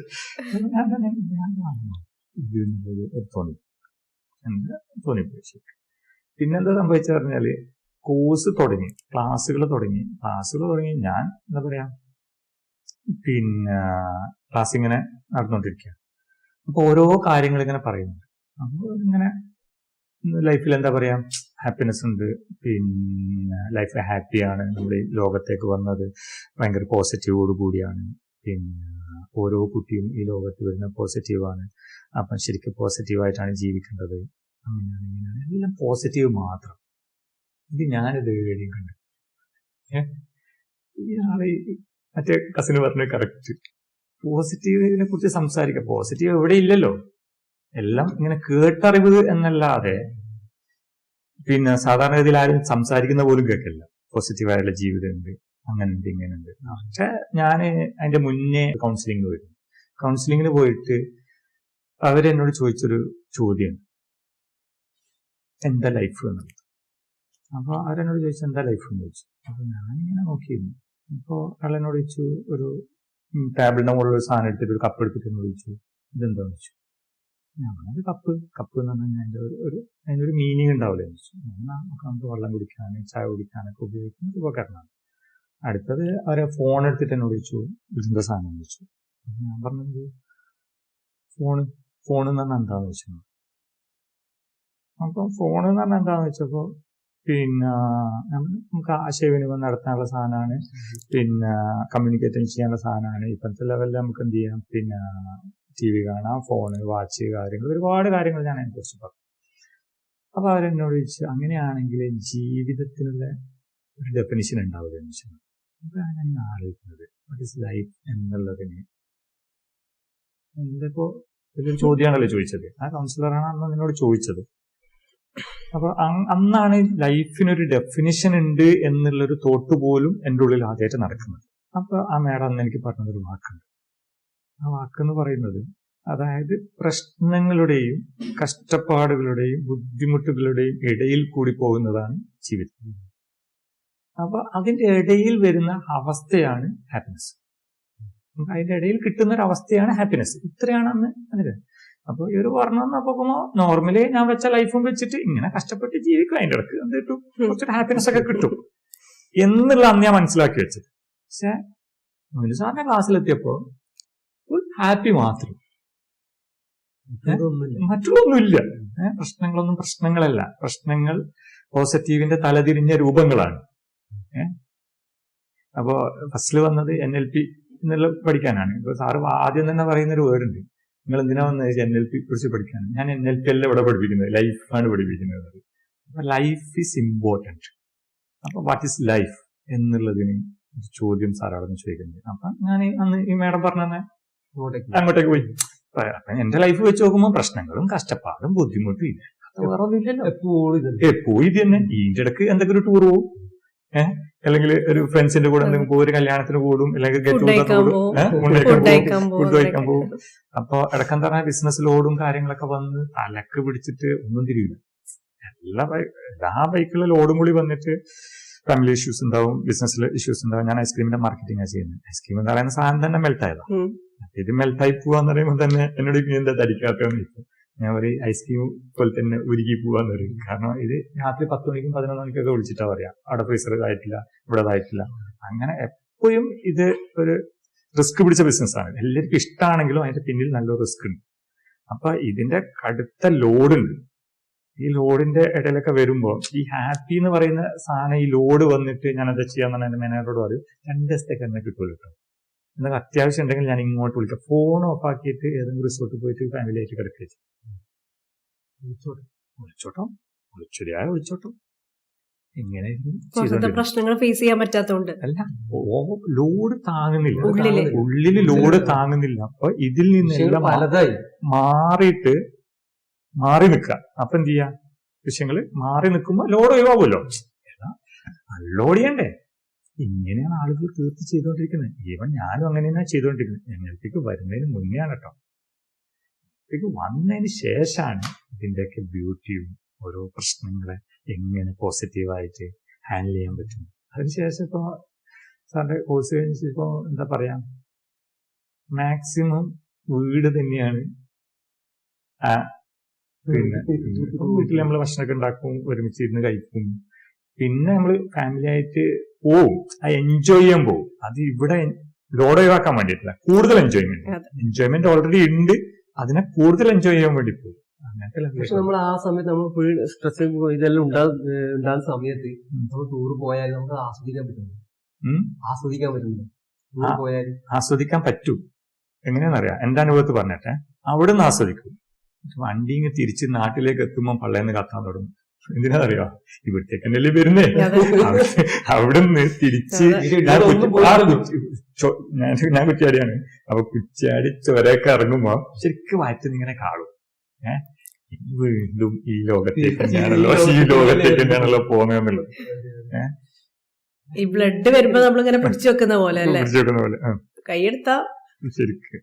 അപ്പോഴാണ് ലൈഫിന്റെ മെയിൻ പോയിന്റ് ആയ. പക്ഷെ NLP കഴിഞ്ഞതിന് ശേഷം നമ്മൾ ടൂറെല്ലാം പോയാൽ ആ ഫീലിംഗ് പിന്നെ നമുക്ക് എന്താ പറയുക, ചെറിയ സ്ഥലത്ത് പോകുന്നു. അതായത് അതിനാണ് വ്യത്യാസം. ഇപ്പൊ ടൂർ പോയി കഴിഞ്ഞാൽ ഫുൾ ഹാപ്പിയാണ്. ആ ഹാപ്പിയോടുകൂടിയാ തിരിച്ചു വരുന്നത്. ആ ഹാപ്പിയോടുകൂടി തിരിച്ചു വന്നിട്ട് ഹാപ്പിയോടുകൂടിയാണ് വർക്കിലേക്ക് പോകുന്നത്. അതിന്റെ മെയിൻ കാരണം എന്ന് പറഞ്ഞാല്, നമ്മളിപ്പം എല്ലാവരും പറയുന്ന ഒരു കാര്യം എന്താ പറഞ്ഞാല്, ശരിക്ക് നമുക്കിപ്പം നേരത്തെ പറഞ്ഞില്ലേ, ഈ ഭയം കാര്യങ്ങളൊക്കെ വരുന്നത് എവിടുന്ന വരുന്നത്? ഉള്ളിൽ നിന്ന് ഇമോഷണലായിട്ടല്ലേ വരുന്നത്. ശരിക്കും ആ ഇമോഷൻ വരുമ്പോ നമ്മൾ പറയും അങ്ങനെ ചെയ്യരുത്, ഇങ്ങനെ ചെയ്യരുത്. അന്ന് ആ മാഡം എന്നോട് പറഞ്ഞത് കൗൺസിലിംഗ് മെത്തേഡിലൊക്കെ പറയുന്നത് എങ്ങനെയാ പറഞ്ഞത്, കുറെ ഉപദേശങ്ങൾ തരും, അങ്ങനെയല്ല ലൈഫ് ഇങ്ങനെ കുറെ ഇൻഫർമേഷൻ തരും. പക്ഷെ എന്തെങ്കിലും ഒരു പ്രശ്നം വന്നിട്ട് ഇമോഷൻ ഉണരുന്ന സമയത്ത് ചിന്ത ഓണാണോ ഓഫാണോ? ചിന്ത ഓണാണോ ഓഫാണോ? ഒന്നും വർക്കൂലല്ലോ. അപ്പൊ നമുക്ക് ഈ ഇൻഫർമേഷൻ കിട്ടിയ തീർത്ത് ചിന്താലവലല്ലേ. അപ്പൊ ഈ കിട്ടിയ ഉപദേശങ്ങളും കാര്യമൊന്നും ആ സമയത്ത് വർക്ക് ചെയ്യുന്നില്ല. അപ്പം പൊട്ടിത്തെറിക്കുക, ഫൈറ്റ് ചെയ്യുക, ഇങ്ങനെയാണല്ലോ. അപ്പൊ ഇമോഷൻ ലെവൽ ക്ലിയറിംഗ് നടക്കുന്നത് മൊയിൻ സാറിന്റെ NLP മാത്രമാണ്. NLPയിലും മൊയിൻ സാറ് സക്സസ് വാലിന്റെ കൗൺസിലിംഗ് ആ ഇമോഷനും കൂടി എടുത്ത് ക്ലിയർ ചെയ്യുന്നുണ്ട് തെറാപ്പിയിലൂടെ, NLP തെറാപ്പിയിലൂടെ. നമ്മൾ ഈ തെറാപ്പി ചെയ്യുമ്പോൾ തന്നെ നമ്മൾ ഈ പഴയ ആ നമുക്ക് കിട്ടിയ അനുഭവം എടുത്തിട്ടല്ലേ നമ്മൾ തെറാപ്പി ചെയ്തു. ഈ സാധനം എടുത്ത് നമ്മള് അത് ഉൾക്കൊണ്ട് അതിനെ തന്നെ ഫീൽ ചെയ്ത് അതിന് പുറത്തേക്ക് കളയില്ലേന്ന്, പുറത്തേക്ക് കളഞ്ഞിട്ടില്ലേ പിന്നെ അതിനുള്ളിലുള്ള സാധനം നമുക്ക് ആ സന്തോഷം നമുക്ക് കിട്ടും. സാറിന്റെ ഒരു തെറാപ്പി ഫസ്റ്റ് എനിക്ക് കിട്ടിയ തെറാപ്പി ഞാൻ അന്നെ വിളിച്ചാടെ സ്റ്റേജിൽ എനിക്ക് കിട്ടിയ സ്റ്റേജിൽ തന്നെ കിട്ടി സാറിന് അന്ന് ചെയ്ത്. അതിനുശേഷം എന്നാ ഉള്ളിൽ സന്തോഷം എന്നാണ് നമ്മൾ തിരിച്ചറിഞ്ഞു തന്നെ. അതുവരെ ജീവിതം നേരത്തെ നിങ്ങൾ പറഞ്ഞ പോലെ എന്നാ ജീവിതം രാവിലെ പഠിക്കുക വരുക ഇവര് കടന്നുറങ്ങുക ഇതന്നെ റിപ്പീറ്റ് ചെയ്യുന്നു. അതിലിടക്ക് നമ്മളൊരു കല്യാണം കഴിക്കുന്നു. ഇത് ഒരു ജീവിതം മാറ്റാൻ വേണ്ടിട്ട് നമുക്ക് എന്തെങ്കിലും ഒരു വഴി കാണിച്ചു. ഞാനിവിടെ എത്തിപ്പെട്ടത് തന്നെ ഇവർക്കറിയാം, ഭാര്യനെയും കൊണ്ടാണ് ഞാനിവിടെ എത്തിയത്. ഭാര്യനെ ഡിപ്രഷനും പിന്നെ ആൻസൈറ്റി മാറ്റാൻ വേണ്ടിട്ട് ഞാൻ പിന്നെ കൗൺസിലിംഗ് സെന്ററിൽ എത്തുന്നത്, സക്സസ് വാലിന്റെ കൗൺസിലിംഗ് സെന്ററിൽ ഞാൻ എത്തുന്നത്. അപ്പോ പിന്നെ ഇവിടെ വന്ന് ഞാൻ ഭാര്യനെ കൂട്ടിക്കൊണ്ടത് പിന്നെ അതും വരൂല എന്നാ ഞാൻ കൂട്ടി എങ്ങനെയല്ലോ വന്ന് കൂട്ടിക്കൊണ്ടത് ഇവിടെ പോയി. പിന്നെ അവിടുന്ന് കാര്യങ്ങളെല്ലാം പറഞ്ഞ് അപ്പൊ എന്നോട് കുറെ കാര്യങ്ങള് പിന്നെ അവിടുന്ന് കാര്യങ്ങൾ പറഞ്ഞ് അനക്ക് അവിടുന്ന് ഒരു പുസ്തകം തന്നു. മൊയിൻ സാർ എഴുതിയ ഒരു പുസ്തകം, ജീവിതം വിജയം നിങ്ങളുടെ ജന്മാവകാശമാണ് ഒരു പുസ്തകം. ഈ സാറ് ഞാൻ വീട്ടിൽ കൊണ്ടുപോയിട്ട് ഞാൻ വായിക്കാൻ തുടങ്ങി. ഓരോ പേജ് വായിക്കുന്നതിനാ ഇതെല്ലാം അന്നെ കണ്ടിട്ടാ സാർ എഴുതിയത്. അന്നെ കണ്ടിട്ട് സാർ എഴുതിയിരുന്നത് സാറിന്റെ സ്ഥലം എല്ലാം ഉണ്ടല്ലോ, അന്നെ അറിയാം, അന്നെ അറിയോ ഇതൊരു സംശയം വന്നേ, അറിയാൻ വഴിയില്ല. പിന്നെ ഞാനിത് വായിച്ചോണ്ട് പോകുമ്പോ ഇതിന്റെ ഉള്ളിൽ ഇതെല്ലാം മാറും, എനിക്കുള്ള സാധനങ്ങളെല്ലാം മാറും എന്നുള്ളൊരു ബോധം എനക്ക് വരാൻ തുടങ്ങി. പിന്നെ വിളിച്ച് ഭാര്യക്ക് വേണ്ടിയിട്ടല്ല ഞാൻ ബുക്ക് ചെയ്തത്, എനക്ക് വേണ്ടിട്ട് ബുക്ക് ചെയ്തു. ഞാൻ കോഴിക്കോട് ഉള്ള ഒരു സെന്ററിലാണ് പോയത്. അവിടെ പോയി തെറാപ്പി ചെയ്ത് അതിനുള്ള കുറെ കാര്യങ്ങൾ ഞാൻ കാണുന്ന ശേഷം കിട്ടിയ സൗഭാഗ്യങ്ങൾ. ഇന്ന് ഇവിടെ ഇരുന്നിട്ട് നിങ്ങളോട് വർത്താനം പറയുന്നുണ്ടെങ്കിൽ ഞാൻ ആരാകുവാൻ സാറ് തന്ന ജീവിതം, സാറിന്റെ ആ കൗൺസിലിങ്ങും ആ തെറാപ്പിയും പിന്നെ അവിടെയുള്ള ഓരോരാളും നമുക്ക് കിട്ടിയ അനുഭവങ്ങള് ഭയങ്കര സന്തോഷമാണ്. ഞാനിപ്പോ ഓരോ വീഡിയോ ചെയ്യും, ഫേസ്ബുക്കിൽ വീഡിയോ ചെയ്യും സന്തോഷത്തിനെ പറ്റി ഞാൻ എപ്പോഴും ഇങ്ങനെ പറഞ്ഞു കൊടുക്കും. സന്തോഷം തന്നെ ഞാൻ എഴുതി വെക്കുകയും ചെയ്യും. അപ്പൊ ആൾക്കാർ പറയും ഇവരെന്നാ ഈ സന്തോഷം പറഞ്ഞു കൊടുക്കുന്നത്, വീട്ടിൽ തന്നെ ഇരിക്കുന്ന ആളിനെ അവർക്കറിയില്ലല്ലോ ഞാൻ വീട്ടിലിരിക്കുമ്പോ അവർക്ക് കിട്ടുന്ന സന്തോഷം. മുമ്പ് പുറത്തു പോയാലും സന്തോഷം കിട്ടും, പുറത്തു പോയാലും സന്തോഷമില്ല, വീട്ടിലിരുന്നാലും സന്തോഷമില്ല. അങ്ങനെയാണ്. ഇനിയിപ്പം നമ്മള് കടയിൽ പോയിരുന്ന് ആൾക്കാരോട് വർത്താനം പറഞ്ഞിരിക്കുമ്പം ഒരു സന്തോഷം ഉണ്ടാവുന്നല്ലേ പറയാ. പോയിരുന്നൊരു വർത്താനം പറയുന്നുണ്ടാവും, പക്ഷെ ഉള്ളിൽ ഇങ്ങനെ എന്തെല്ലോ ആലോചിക്കുന്നുണ്ടാവും. അതായത് വീട്ടിൽ വന്നാലും വീട്ടിലെ പ്രശ്നങ്ങൾ ഇതെല്ലാം തെറാപ്പി ചെയ്തിട്ട് പുറത്തേക്ക് കളയുമ്പോ കിട്ടുന്ന അതാണ് ജീവിതം. അതിലേക്ക് ഒരു ആൾക്കാരെ എത്തിക്കാൻ വേണ്ടിയിട്ട് ഒരുപാട് ഞാൻ ഈ ഫേസ്ബുക്കിൽ കാണുന്ന ഇവരെ നിങ്ങളെ പിന്നെ ഈ സക്സസ് വാലിന്റെ പരസ്യം ഇങ്ങനെ വരും, അത് ഷെയർ ചെയ്യാൻ വേണ്ടിട്ട് നോക്കും. ആൾക്കാരോടെല്ലാം ഇങ്ങനെ പറയും. പക്ഷേ ഈ ഇതെല്ലാം തുറന്നു പറയാനും ഇങ്ങോട്ട് അനക്കുന്ന പ്രശ്നം ഉണ്ട് എന്ന് ആൾക്കാർ പറയാനൊന്നും മടിയാണ് എല്ലാവരും. പക്ഷെ ഈ മടി കളഞ്ഞിട്ട് എല്ലാവരും ഇതിനകത്ത് പോയാലും ജീവിതം മാറി, ലോകം തന്നെ മാറി. മാസ്കിട്ട് ജീവിക്കാണ് ശരിക്കും, മാസ്കിട്ട് ജീവിക്കണം. അതിന് പ്രതീക്ഷ അതെന്താ വെച്ചാൽ ഇപ്പൊ നിങ്ങളിങ്ങനെ സംസാരിക്കുമ്പോ എനിക്ക് പെട്ടെന്ന് ഓർമ്മ എന്താ വെച്ചാല്, ഇപ്പോ എന്നെ പല ആളുകളും വിളിക്കുമല്ലോ നമ്മളെ ക്ലാസ്സിന് വേണ്ടിയിട്ട്, NLP ട്രെയിനിങ്ങിന് വേണ്ടിയിട്ടൊക്കെ വിളിക്കും. പലയിടത്തു നിന്നും NLP കേട്ടിട്ട്, മൊയിൻ സാറിന്റെ NLP കുറിച്ച് കേട്ടിട്ട് ചില ആളുകൾ വിളിക്കുമ്പോൾ പറയും NLP പഠിക്കാനാണ്, എന്താ ചെയ്യേണ്ടത്, NLP പഠിക്കാനാണ് വരുന്നത് പറയും. അറിയാത്തോണ്ടാണ് കേട്ടോ, കാരണം എന്തും പഠിക്കുക എന്നുള്ളതല്ലേ നമുക്കറിയുള്ളൂ ഇൻഫോർമേഷൻ ലെവലില്.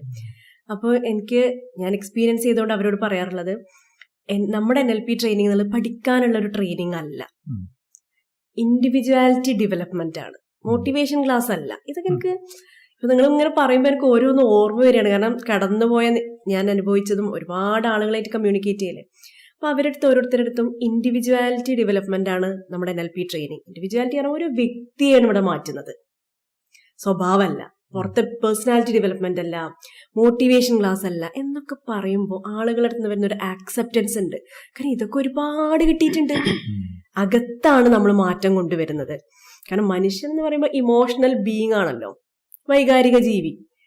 ഇമോഷണൽ മാനേജ്മെന്റ് ആണ് NLP. ആ കലയാണ് ഇവിടെ പഠിപ്പിക്കുന്നത്. വെറുതെ പഠിപ്പിക്കലല്ല, അത് അനുഭവിപ്പിക്കുകയാണെന്നൊക്കെ പറയുമ്പോൾ ഒന്നത് പറയാനുള്ള എന്താ പറയാ 100% ട്രസ്റ്റ് ഉണ്ട് എനിക്ക്. ഞാൻ അനുഭവിച്ച ഒരു കാര്യമാണ്, അനുഭവിക്കാത്തൊന്നും എനിക്ക് പറയാൻ പറ്റില്ല. അപ്പൊ നിങ്ങളിങ്ങനെ സംസാരിക്കുമ്പോൾ ഞാൻ ഓരോ യാത്ര ചെയ്തു. കാരണം നമ്മൾ വന്ന മുതൽ ഓരോ ആളുകൾ ഇങ്ങനെ വിളിക്കുന്നതും അപ്പൊ ആളുകൾ ആക്സെപ്റ്റ് ചെയ്യണം. സ്വയം മാറ്റം ആഗ്രഹിക്കുന്ന ആളുകളും കുടുങ്ങിയ ആളുകളും കേട്ടോ. അപ്പം പ്രഭീഷയുടെ എന്താ പറഞ്ഞത്, ഇപ്പൊ സന്തോഷം ഇങ്ങനെ ഉള്ളിന്ന് വരികയാണെന്നാണ്. ഈ സന്തോഷം ഓൾറെഡി നമ്മുടെ അകത്തുണ്ടല്ലോ അല്ലേ? സമാധാനമൊക്കെ പുതുതായിട്ട് ഉണ്ടായതല്ലല്ലോ, ഇതെല്ലാം നമ്മുടെ അകത്തുണ്ട്. പക്ഷെ മുമ്പ് എന്താന്ന് വെച്ചാൽ ഈ സന്തോഷമൊക്കെ ഞാൻ എങ്ങനെയായിരുന്നോ സന്തോഷം എന്ന് വിചാരിച്ചിരുന്നത് പുറത്തുനിന്ന് കിട്ടുന്നതാണെന്നാണ്. ഇപ്പൊ ഒരു ഫംഗ്ഷന് പോയാല്, ഒരു ട്രിപ്പ് പോയാല്, അല്ലെങ്കിൽ ഫുഡ് കഴിക്കാൻ പുറത്ത്, അതിലൊക്കെയാണ് പുറത്തുനിന്നാണ് സന്തോഷം കണ്ടെത്തിയത്. ഉള്ളിൽ ഞാൻ പഴയ ആൾ തന്നെ ആയിരിക്കും, ടെൻഷനും തൽക്കാലത്തിന് മറക്കുക. ആ ഫുഡ് കഴിക്കാൻ പോകുമ്പോ ഒരു അരങ്ങ്, ഒരു സന്തോഷം, അത് അങ്ങനെയാണ് സന്തോഷം എന്നാണ് ഞാൻ തെറ്റിദ്ധരിച്ചിരുന്നത്. അപ്പൊ നമ്മളോട് ഒരാൾ നല്ല പോസിറ്റീവായിട്ട് സംസാരിച്ചാൽ, സ്നേഹത്തോടെ സംസാരിച്ചാൽ ഒരു സന്തോഷം. അപ്പൊ പുറത്തുനിന്ന് കിട്ടേണ്ട ഒന്നാണ് സന്തോഷം എന്നാണ് ഞാൻ തെറ്റിദ്ധരിച്ചിരുന്നത്. പിന്നീട് സാറിന്റെ ക്ലാസ്സിന്, മൊയ്നു സാറിന്റെ NLP ട്രെയിനിങ് സക്സസ് വാലിയുടെ ക്ലാസ്സിന് ആദ്യമായിട്ട് വർഷങ്ങൾക്ക് മുമ്പ് വന്നപ്പോഴാണ് ഇന്ന് ഇപ്പൊ നിങ്ങൾ സംസാരിച്ചു ആ ദിവസം ഞാൻ ഓർക്കുകയാണ്.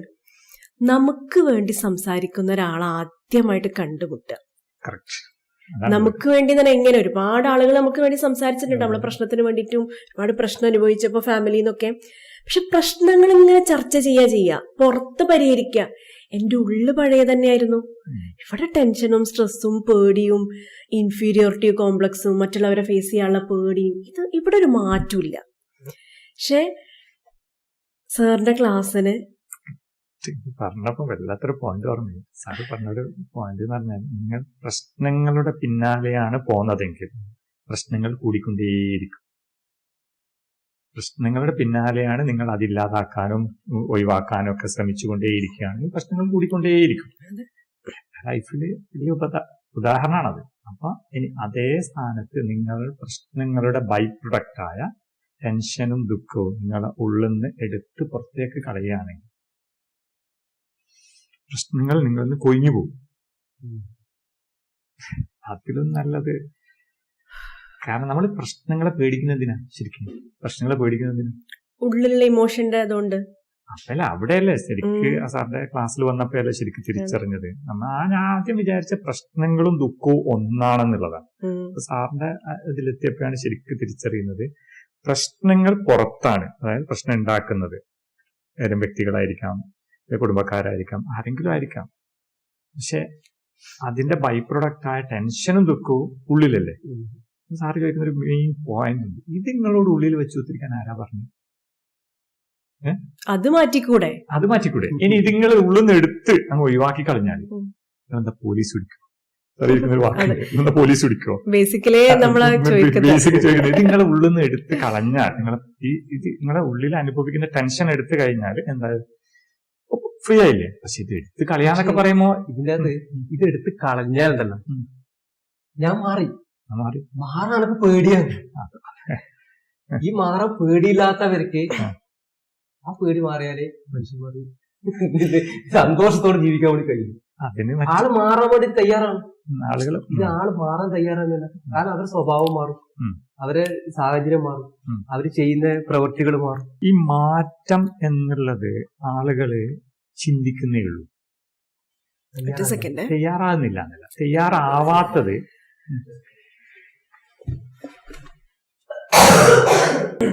കുറെ നന്നായിട്ടുണ്ടാ. അതെന്താ വെച്ചാല് NLP ടെക്നിക്ക് വേണം. 2-3 ദിവസമായിട്ട് നോമ്പല്ലേ, നോമ്പായപ്പോ തണുപ്പ് പിടിച്ചോണ്ടേ കിച്ച് അപ്പൊ അതിന്റെ ഒരു ഡ്രൈ ആയതുകൊണ്ട് NLP സിമ്പിൾ ടെക്നിക്ക് ഉണ്ടല്ലോ, സെൻട്രലൈസേഷൻ ടെക്നിക്ക് എന്ന് പറഞ്ഞ ടെക്നിക്ക് ഉണ്ടല്ലോ, അത് ഉപയോഗിച്ചാൽ മതി. ജസ്റ്റ് അതിലേക്ക് നോക്കിയിട്ട് ആക്സെപ്റ്റ് ചെയ്യുന്നു. എത്ര സിമ്പിളാണ് ആ ടെക്നിക്ക്. 200 ചില്ലാൻ ടെക്നിക്സ് ഇല്ലേ, ടെക്നിക്സ് ഓരോ ലൈഫിലും.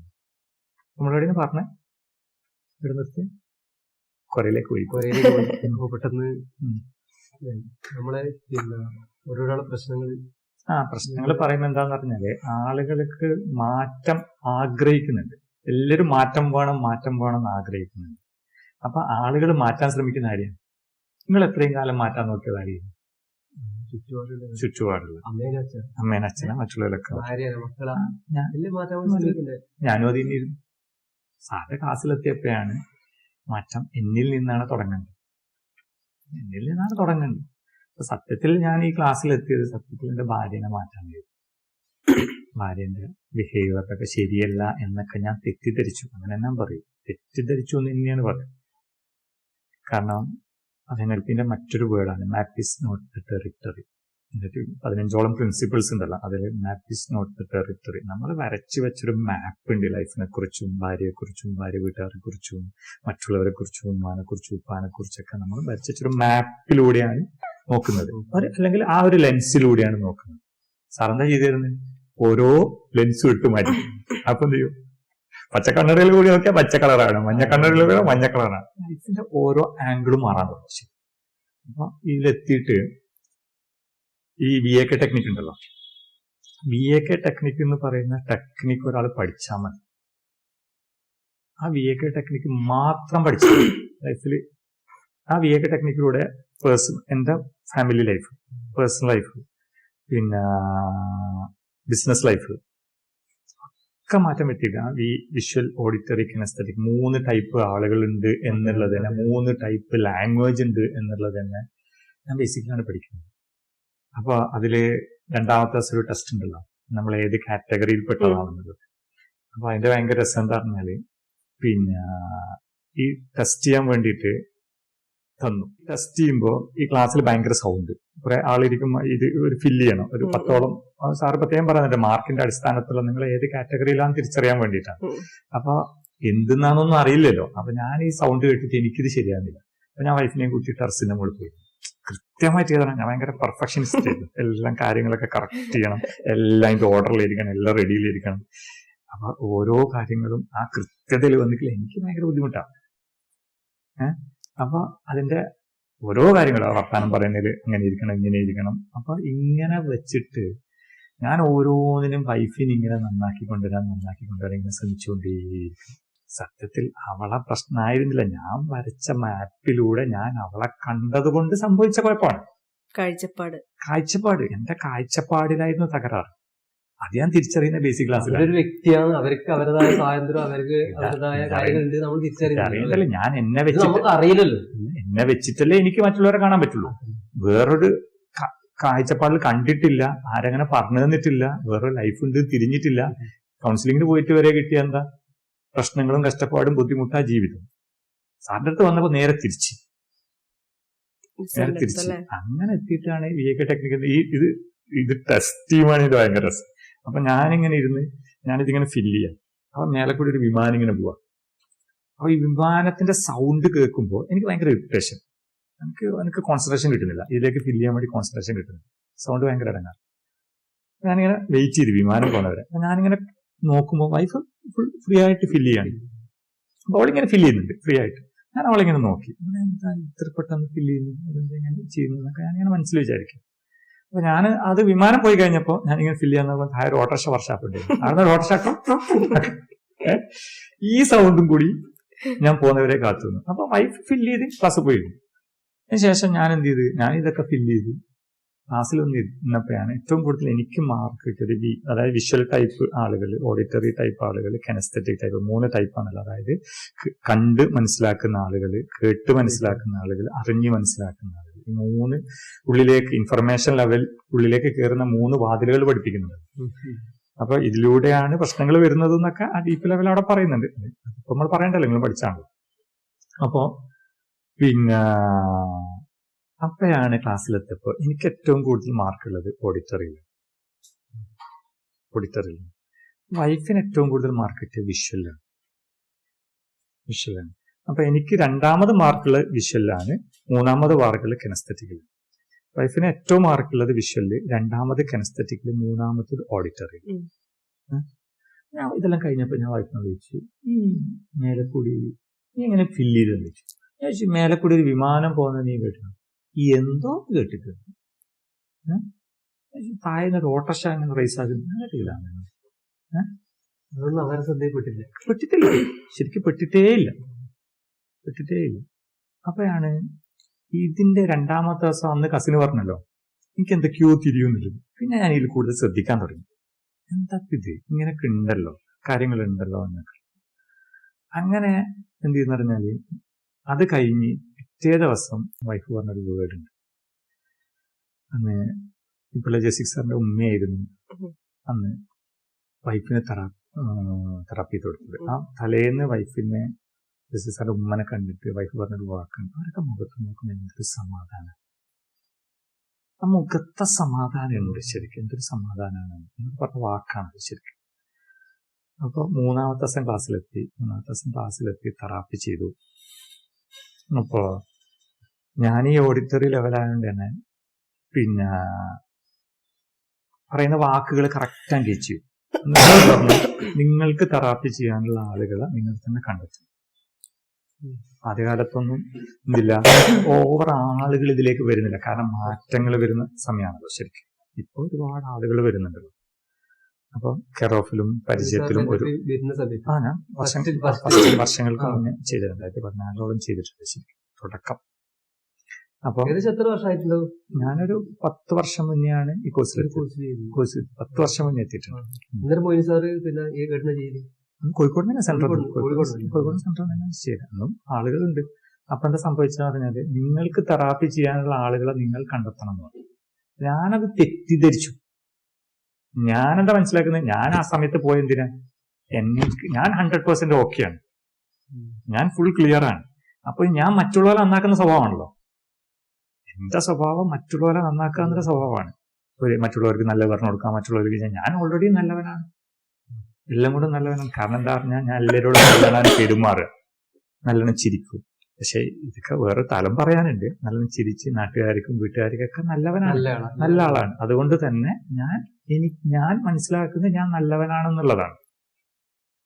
ഞാൻ നല്ലവനാണ്. അതുകൊണ്ട് പിന്നെ പ്രശ്നങ്ങൾ ആർക്കേ ഉള്ളൂ, മറ്റുള്ളവർക്കാണ് പ്രശ്നം. അപ്പോ ആ സമയത്തും തെറാപ്പി ചെയ്യാൻ ആളുകളെ നിങ്ങൾ കണ്ടെത്തണം എന്ന് പറയുമ്പോൾ എനിക്ക് തെറാപ്പി ചെയ്യേണ്ട ഒരു ആവശ്യമൊന്നുമില്ല, പ്രശ്നങ്ങളൊന്നുമില്ലല്ലോ, എനിക്കൊരു പ്രശ്നമില്ല, ഞാൻ 100% ഓക്കെയാണ്. ആ ലെവലാണ് ഇതിനെ കാണുന്നത്. അപ്പൊ ഞാൻ ഒരാൾക്ക് തെറാപ്പി ചെയ്തു കൊടുക്കാൻ ഒരാളെ സെലക്ട് ചെയ്ത് ഞാൻ തെറാപ്പി ചെയ്തുകൊണ്ടിരിക്കുകയാണ്.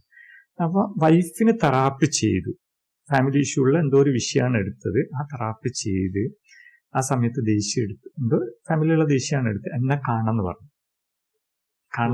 വൈഫ് തെറാപ്പി ചെയ്തതിനു ശേഷം എന്നെ ഇങ്ങനെ കെട്ടിപ്പിടിക്കുക, പബ്ലിക് ഹാളിൽ നിന്ന് കെട്ടിപ്പിടിക്കുകയാണ്. വൈഫ് കെട്ടിപ്പിടിച്ചപ്പോ എന്റെ ഉള്ളിൽ എന്തോ ഒരു ജെർക്കിങ് സംഭവിച്ചു. എനർജി ലെവലിലെ ഷിഫ്റ്റിംഗ് ഉണ്ടല്ലോ ശരിക്കും. അപ്പൊ സംഭവിച്ചപ്പോഴാണ് എന്റെ ഉള്ളിൽ തെറാപ്പി ചെയ്യണം എന്നുള്ള ബോധം പോലെ എനിക്ക് വരുന്നത്. അല്ല, ക്ലാസ്സിൽ ഇതൊക്കെ ഇരുന്ന് ആ സമയത്തൊക്കെ ഓരോ വേർഡ്സ് പറയുമ്പോഴും പിന്നെ ഫാമിലി ലൈഫിനെ കുറിച്ചൊക്കെ സംസാരിക്കുമ്പോൾ ഇത് വൈഫ് കേൾക്കണം, ഇവിടെ നന്നാവണം, ഇത് വൈഫ് എന്തായാലും കേൾക്കണം, അത് ശരിക്കും കേൾക്കുന്നുണ്ടോ എന്നിങ്ങനെ നോക്കൂ. കാരണം ഇങ്ങനെയാണ് നോക്കുക. അപ്പൊ പിന്നീടാണ് എനിക്ക് തെറാപ്പി ചെയ്യണം എന്നുള്ള ഒരു ഉള്ളിൽ നിന്നല്ലാത്തൊരു ഫീലിംഗ് വന്നു ശരിക്കും. അപ്പോഴാണ് ഞാൻ ശരിക്കും തെറാപ്പിക്ക് പോയിരിക്കുന്നത്. ഫാമിലിയിലുള്ള ഞാനും വൈഫുമായിട്ട് ബന്ധപ്പെട്ട ഒരു ദേഷ്യമാണ് എടുക്കുന്നത്. ഫാമിലി ഞങ്ങൾ തമ്മിലുള്ള ഒരു ഇഷ്യൂലുള്ള ദേഷ്യമാണ് എടുക്കുന്നത്. അപ്പൊ ഈ ദേഷ്യത്തെ NLPയിലെ ആ ഫസ്റ്റ് ബേസിക് തരുന്ന ഇതിലെ സ്വിഷ് തെറാപ്പിയില് ആ സ്വിഷ് മെത്തേഡ് ഉപയോഗിച്ചിട്ട് ആ ദേഷ്യത്തെ കട്ട് ചെയ്തങ്ങ് എടുത്തു കളയുമെന്നാണ്. ഉള്ളുന്ന ദേഷ്യം പോയിട്ട് ആദ്യം നമ്മൾ കാണുക വൈഫിന്റെ ആ വിഷ്വൽ ടെക്നിക്ക് ഉപയോഗിച്ചിട്ടാണല്ലോ ഇത് ചെയ്യുന്നത്. ആ ദേഷ്യം പിടിച്ചിട്ടുള്ള അവസ്ഥയാണല്ലോ. പിന്നെ ഫുൾ പോസിറ്റീവായിട്ടുള്ള പിക്ചറാണ് വരുന്നത്. ഒരു പ്രകാശമയത്തിന്റെ ഉള്ളില് വൈഫിന്റെ ചിരിക്കുന്ന ഒരു പിക്ചറാണ് ഞാൻ കാണുന്നത്. പിന്നെ വല്ലാത്ത ബോഡിയിലൊക്കെ ഭയങ്കര ഷിഫ്റ്റിംഗ് വന്നു, വല്ലാത്ത സ്നേഹം വന്നു. ഞാൻ വൈഫിനെ കെട്ടിപ്പിടിച്ചു. അപ്പൊ അതിനുശേഷം ഇങ്ങനൊരു അനുഭവം വന്നത് ഞാൻ ആ ലഞ്ച് ബ്രേക്കിന് സാറിന്റെ അടുത്ത് പോയിട്ട് പിന്നെ സംസാരിക്കുന്നു. സാറേ, ഞാൻ ഇങ്ങനെ തെറാപ്പി ചെയ്തു, എനിക്കിങ്ങനെ സംഭവിച്ചു, ഉള്ളിൽ നിന്ന് വല്ലാത്തൊരു ഇതൊക്കെ വന്നു, ഒരുപാട് ഷോക്ക് അടിച്ച പോലെയൊക്കെ സംഭവിച്ചു എന്നൊക്കെ പറഞ്ഞു. സാർ എന്നെ നോക്കി പറഞ്ഞൊരു വാക്ക്, ഒരുപാടുണ്ടോ ഉള്ളില് എടുത്തുകളാണ്. ഞാനങ്ങ് ഞെട്ടിപ്പോയി. ഒരുപാടുണ്ടോ ഉള്ളില് എടുത്തുകളാണ്. പിന്നീടാണ് ആ സെഷൻ കഴിഞ്ഞപ്പോഴാണ് ശരിക്കും ഇമോഷൻ നമ്മൾ സപ്രസ് ചെയ്യാണ്, ഉള്ളിൽ അമർത്തി വെക്കുകയാണ് അപ്പൊ തിരിച്ചറിയുന്നത്. കാരണം ഞാൻ അത്രയും കാലം ആളുകളുടെ മുന്നിൽ ഉള്ളിൽ അമർത്തി വെച്ചിട്ട് മറ്റുള്ളവരെ മുന്നിൽ ചിരിച്ചു നടന്നതാണ്. അത് രണ്ട് രീതിയിലുള്ളൂ. ഒന്ന് സഹിക്കുക അല്ലെങ്കിൽ എക്സ്പ്രസ് ചെയ്യുക. എക്സ്പ്രസ് ചെയ്യുമ്പോൾ എന്താ സംഭവിക്കുക? എക്സ്പ്രസ് ചെയ്യുന്ന ആളുകൾ നമുക്ക് നല്ലതല്ല. എന്താ, ഒരു ഭയങ്കര ദേഷ്യക്കാരാണ്, മറ്റതാണ് തിരിച്ചു മോശം ആളുകളാണ്. ഈ സഹിക്കുന്ന ആളുകളാണ് യഥാർത്ഥ ക്ഷമിക്കുന്ന ആളുകൾ എന്ന് വെച്ചാൽ. സഹനവും ക്ഷമിക്കലും ഒന്നല്ല, രണ്ടും എൻ്റർലി ഡിഫറെന്റ് ആണെന്നുള്ളത്. ക്ഷമിച്ചു കഴിഞ്ഞാൽ പിന്നെ വിഷയം ഉണ്ടാകാൻ പാടില്ലല്ലോ. അതേസമയത്ത് സഹിക്കല് പ്രഷർ കുക്കറിൽ പ്രഷർ അമർത്തി വെക്കുന്നത് പോലെ ഇങ്ങനെ ഓരോ വിഷയങ്ങളും അമർത്തി വെച്ചിട്ട് ഈ പ്രഷർ കുക്കറിൽ ഒരുപാട് ശ്വാസമുട്ടൽ വരുന്ന ആൾക്കാരെല്ലാം എല്ലാം ഉള്ളിൽ വെച്ചിട്ട് ക്ഷമിക്കുന്നില്ല, സഹിക്കുന്നേ. ഇത് ശാരീരിക രോഗമായി മാറും. ഒരുപാട് രോഗങ്ങൾ വരുന്നതന്നെ ഇതുകൊണ്ട്. എനിക്ക് മൈഗ്രെയിന്, പിന്നെ പൈൽസിന്റെ സ്റ്റാർട്ടിങ്, പിന്നെ ഹൈ ലെവൽ കൊളസ്ട്രോളൊക്കെ ശരിക്ക് അതിന്റെ നെറ്റിലെടുത്ത് നോക്കിക്കഴിഞ്ഞാൽ വിച്ച് ഇമോഷൻ കോസസ് കൊളസ്ട്രോൾ അടിച്ചു നോക്കി കഴിഞ്ഞാൽ സപ്രസ്ഡ് ഇമോഷൻസ് ആണ് കാണിക്കുന്നത്. പോലീസുകാർ ക്ലാസ്സിൽ പറയുമ്പോൾ തന്നെ തെറാപ്പി കാര്യങ്ങൾ ചെയ്ത് പറയുമ്പോൾ തന്നെ എപ്പോഴും നമ്മളോട് പറയുന്ന കാര്യമല്ലേ, ഒരുപാട് പ്രശ്നങ്ങൾ മാറിയവര്, രോഗങ്ങൾ മാറിയവര് ഇഷ്ടംപോലെ ഉണ്ട്. പക്ഷെ രോഗത്തിനല്ല ചികിത്സ കൊടുക്കുന്നത്. ശരിക്കും നമ്മുടെ ഉള്ളിലത്തെ പ്രശ്നങ്ങൾക്ക് ചികിത്സ കൊടുക്കുമ്പോഴാണല്ലോ പിന്നെ തെറാപ്പിയും കാര്യങ്ങൾ കൊടുക്കുമ്പോ അല്ലേ നമ്മൾ ഒരുപാട് രോഗങ്ങൾ മാറും. ഇതിപ്പം ശരിക്കും പറഞ്ഞാൽ എന്റെ അമ്മ ഒരുപാട് പിന്നെ ഈ നേരത്തെ പറഞ്ഞ പോലെ എല്ലാം സഹിച്ച് പിന്നെ ആളാണ്. അപ്പൊ അമ്മേന്റെ ശ്വാസം മുട്ടലോ ഞാൻ മെറ്റാത്തിങ്ങിങ് മെറ്റാത്തിങ്ങില് ഇത് എത്തിക്കും. പിന്നെ അമ്മയോട് പറയും മൂക്കിലോട്ട് ശ്വാസം എടുത്തിട്ട് വായിലോട്ട് വിടുകൊണ്ട് അമ്മേനെ ആൾക്കാർക്ക് അറിയുന്ന പോലെ എല്ലാം ചെയ്തു. അപ്പൊ ഇപ്പൊ അമ്മേന്റെ ശ്വാസം മുട്ടി 2 വർഷത്തോളമായി അമ്മയ്ക്ക് ശ്വാസം മുട്ടിന്റെ ഇൻഹേലർ വിരിക്കുന്നു. എന്നാലും ശ്വാസം മുട്ടൽ പ്രശ്നങ്ങളില്ല. ഇപ്പം അങ്ങനെ ജോലിക്ക് പോകുന്നതിനോ അല്ലെ വേറെ എന്തെങ്കിലും ഇതാകുന്നതിനോ ഒന്നും പ്രശ്നമില്ല. ഇപ്പം തെയ്യത്തിന് പോവാ, ഒരു തെയ്യത്തിന് പോയി രണ്ടാമത്തെ സ്ഥലത്ത് പോകുമ്പോഴേക്ക് മൂക്കടപ്പ്, ശ്വാസം കിട്ടായ്മ എല്ലാം ഉണ്ട്. ഇപ്പൊ എല്ലാ തെയ്യത്തിനും പോകുന്നുണ്ട്, ഉത്സവത്തിന് 3 ദിവസം ഉത്സവത്തിന് പോകുന്നുണ്ട്, ഒരു പ്രശ്നമില്ല. ഇപ്പം അപ്പൊ സാധനം പോയി അമ്മയോട് ഞാൻ ചോദിക്കും, അമ്മയെ പിന്നെ ഉള്ളില് എന്തെങ്കിലും ഇപ്പൊ പ്രശ്നമുണ്ടോ? നമുക്ക് അറിയില്ലോ, നിങ്ങളോട് ചോദിച്ചിട്ടില്ല അവര് ഇതില്ലേ ഉള്ളിൽ ആദ്യം എനിക്കൊരു ഒരു കട്ട പോലത്തെ എന്തോ ഒരു ഇതുണ്ട്. ഇപ്പൊ അതില്ല. ശ്വാസം മുട്ടല് പോയി. ഞാൻ അങ്ങനെ പറഞ്ഞു, നിങ്ങൾ ശ്വാസം മുട്ടല് പോയി. ഇത് ഒരുപാട് ആൾക്ക് പിന്നെ ഈ ശ്വാസം നിങ്ങൾ പറഞ്ഞപ്പോ ശ്വാസം മുട്ടൽ പറഞ്ഞപ്പോ ഓർമ്മിക്കുന്നത്, ഉമ്മ ഈ കോഴ്സിലേക്ക് വന്നു. ഞാൻ വന്നതിന് ശേഷം ഉമ്മ കോഴ്സിൽ വന്നു. നമുക്ക് 60 വർഷമായിട്ട് കണ്ടിന്യൂസ് ആയിട്ടുള്ള ആസ്മ NLPയുടെ മാസ്റ്റർ കോഴ്സിലോടുകൂടി 100% പോവാണ്.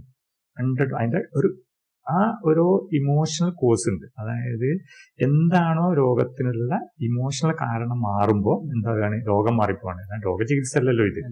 കാരണം ഉമ്മന്റെ ആ ഡീപ്പിലെത്തിയപ്പോ എന്താ സംഭവിച്ചെന്നറിയാം. വല്യുപ്പ നല്ല ദേഷ്യക്കാരനായിരുന്നു, ഉമ്മന്റെ ഗ്രാൻഡ് ഫാദർ നല്ല ദേഷ്യക്കാരനായിരുന്നു. അപ്പൊ വല്യുപ്പയിൽ നിന്ന് അടി കിട്ടുന്നതിന് പേടിച്ചിട്ട് ശ്വാസം മുട്ട് അഭിനയിച്ചു. ഉമ്മ രോഗം അഭിനയിച്ചു. അപ്പൊ ഓരോ പ്രാവശ്യം സേഫ്റ്റി കിട്ടുമ്പോ പിന്നെ അതെന്തായി മാറി, ശരീരമായിട്ട്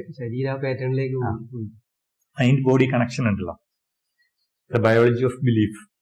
അപ്പൊ ഇങ്ങനെ മാറുമ്പോൾ ആ ബയോളജിയിൽ അത് സെറ്റായി പോയി ഉമ്മക്ക്. എന്നിട്ട് ഞാൻ ചെറുപ്പം മുതലേ കാണുന്നത് ഉമ്മ എന്ത് ചെയ്യും, ഈ ആസ്മക്കുള്ള ഇൻഹേലർ ഉപയോഗിച്ചു. ഉമ്മാന്റെ പമ്പ് എന്ന് പറയാം, ഒരു ഇൻഹേലർ പമ്പുണ്ട്. ഇതും എടുത്തിട്ടാണ് ഒരു മഞ്ഞ ബോട്ടിൽ ഇങ്ങനെ ഒരു കോയിലൊക്കെ ആയിട്ടുള്ള സാധനം അതിൽ ഒഴിക്കുന്ന ഒരു മരുന്നായിട്ട് എവിടെ പോകുമ്പോൾ ഇത് എടുത്ത് പോവാം, സ്ഥിരമായിട്ട് പോകും.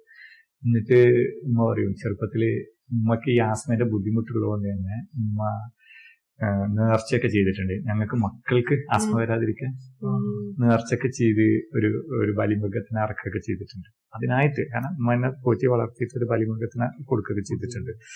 പിന്നെ അപ്പൊ ആസ്മ വരാതിരിക്കാൻ മതി. ഞങ്ങൾക്കൊന്നും വന്നിട്ടില്ല. പക്ഷെങ്കിൽ എന്താ വിഷയം എന്ന് പറയുന്നത്, ഉമ്മ ഇത് കണ്ടിട്ടാണല്ലോ വന്നത്. അപ്പോ ഇത് മാസ്റ്ററില് അന്ന് ഉപ്പപ്പ അടിക്കുന്നതിനുള്ള ആ പേടി ഉണ്ടല്ലോ ചെറുപ്പത്തില്, ആ മാസ്റ്ററുടെ ടൈം ലൈൻ തെറാപ്പി ഒക്കെ ഉണ്ടല്ലോ, ആ ടൈം ലൈൻ തെറാപ്പിയിൽ പോയിട്ട് ആ തെറാപ്പി ഉപയോഗിച്ചിട്ട് ഈ ഫിയറിനെ എടുത്തു കളഞ്ഞപ്പോ 100% ആസ്മ സപ്രസ്ഡ് ഇമോഷൻ അത്രയും അടിയിൽ കിടക്കുന്ന ആ ഫിയറിനെ നീക്കി കഴിഞ്ഞപ്പോ എന്ത് ചെയ്തെന്ന് പറഞ്ഞാല് ആസ്മ 100% പോയി. ഇപ്പൊ ഏകദേശം ഒരു 6 വർഷത്തിന് മേലെയാണ്. അതിനുശേഷം ഉമ്മ എന്താ ചെയ്യാന്ന് പറഞ്ഞാൽ ഞങ്ങൾക്ക് പലപ്പോഴും അനുഭവമുണ്ട്. ഞാൻ കുറ്റ്യാടിയിൽ നിന്ന് കോഴിക്കോടേക്ക് പോകുന്ന സമയത്ത് ഉമ്മാന്റെ പമ്പെടുക്കാൻ പറഞ്ഞാൽ കുറ്റ്യാടിയിൽ നിന്നും പാലേരിയിൽ നിന്നൊക്കെ, അതായത് 5-10 കിലോമീറ്റർ എന്നൊക്കെ നമ്മൾ തിരിച്ചു വന്നിട്ട് എന്ത് ചെയ്തിട്ടുണ്ട്, ഈ ഇൻഹേലർ എടുത്തിട്ട് പോയിട്ടുണ്ട്. അല്ലെങ്കിൽ എന്താ സംഭവിക്കും, ഉമ്മാക്ക് ഈ സാധനം ഇല്ലെങ്കിൽ ധൈര്യം ഉണ്ടാവില്ല, പേടി വരും, കയ്യിൽ വേണം, പേടി വരും. അപ്പം പേടി വരുമ്പോൾ ഓട്ടോമാറ്റിക്കലി എന്ത് വരും, ആസ്മയും വരും. കാരണം ഇതിന്റെ റൂട്ട് കോസ് എന്താണ്, പേടിയാണല്ലോ. സാറിന്റെ ഈ കോഴ്സിലൂടെ കടന്നു പോയിട്ട് തിരിച്ചറിവിന്റെ വല്ലാത്തൊരു ലോകമാണ്. ഇൻഫർമേറ്റീവിന്റെ ലോകേ അല്ല.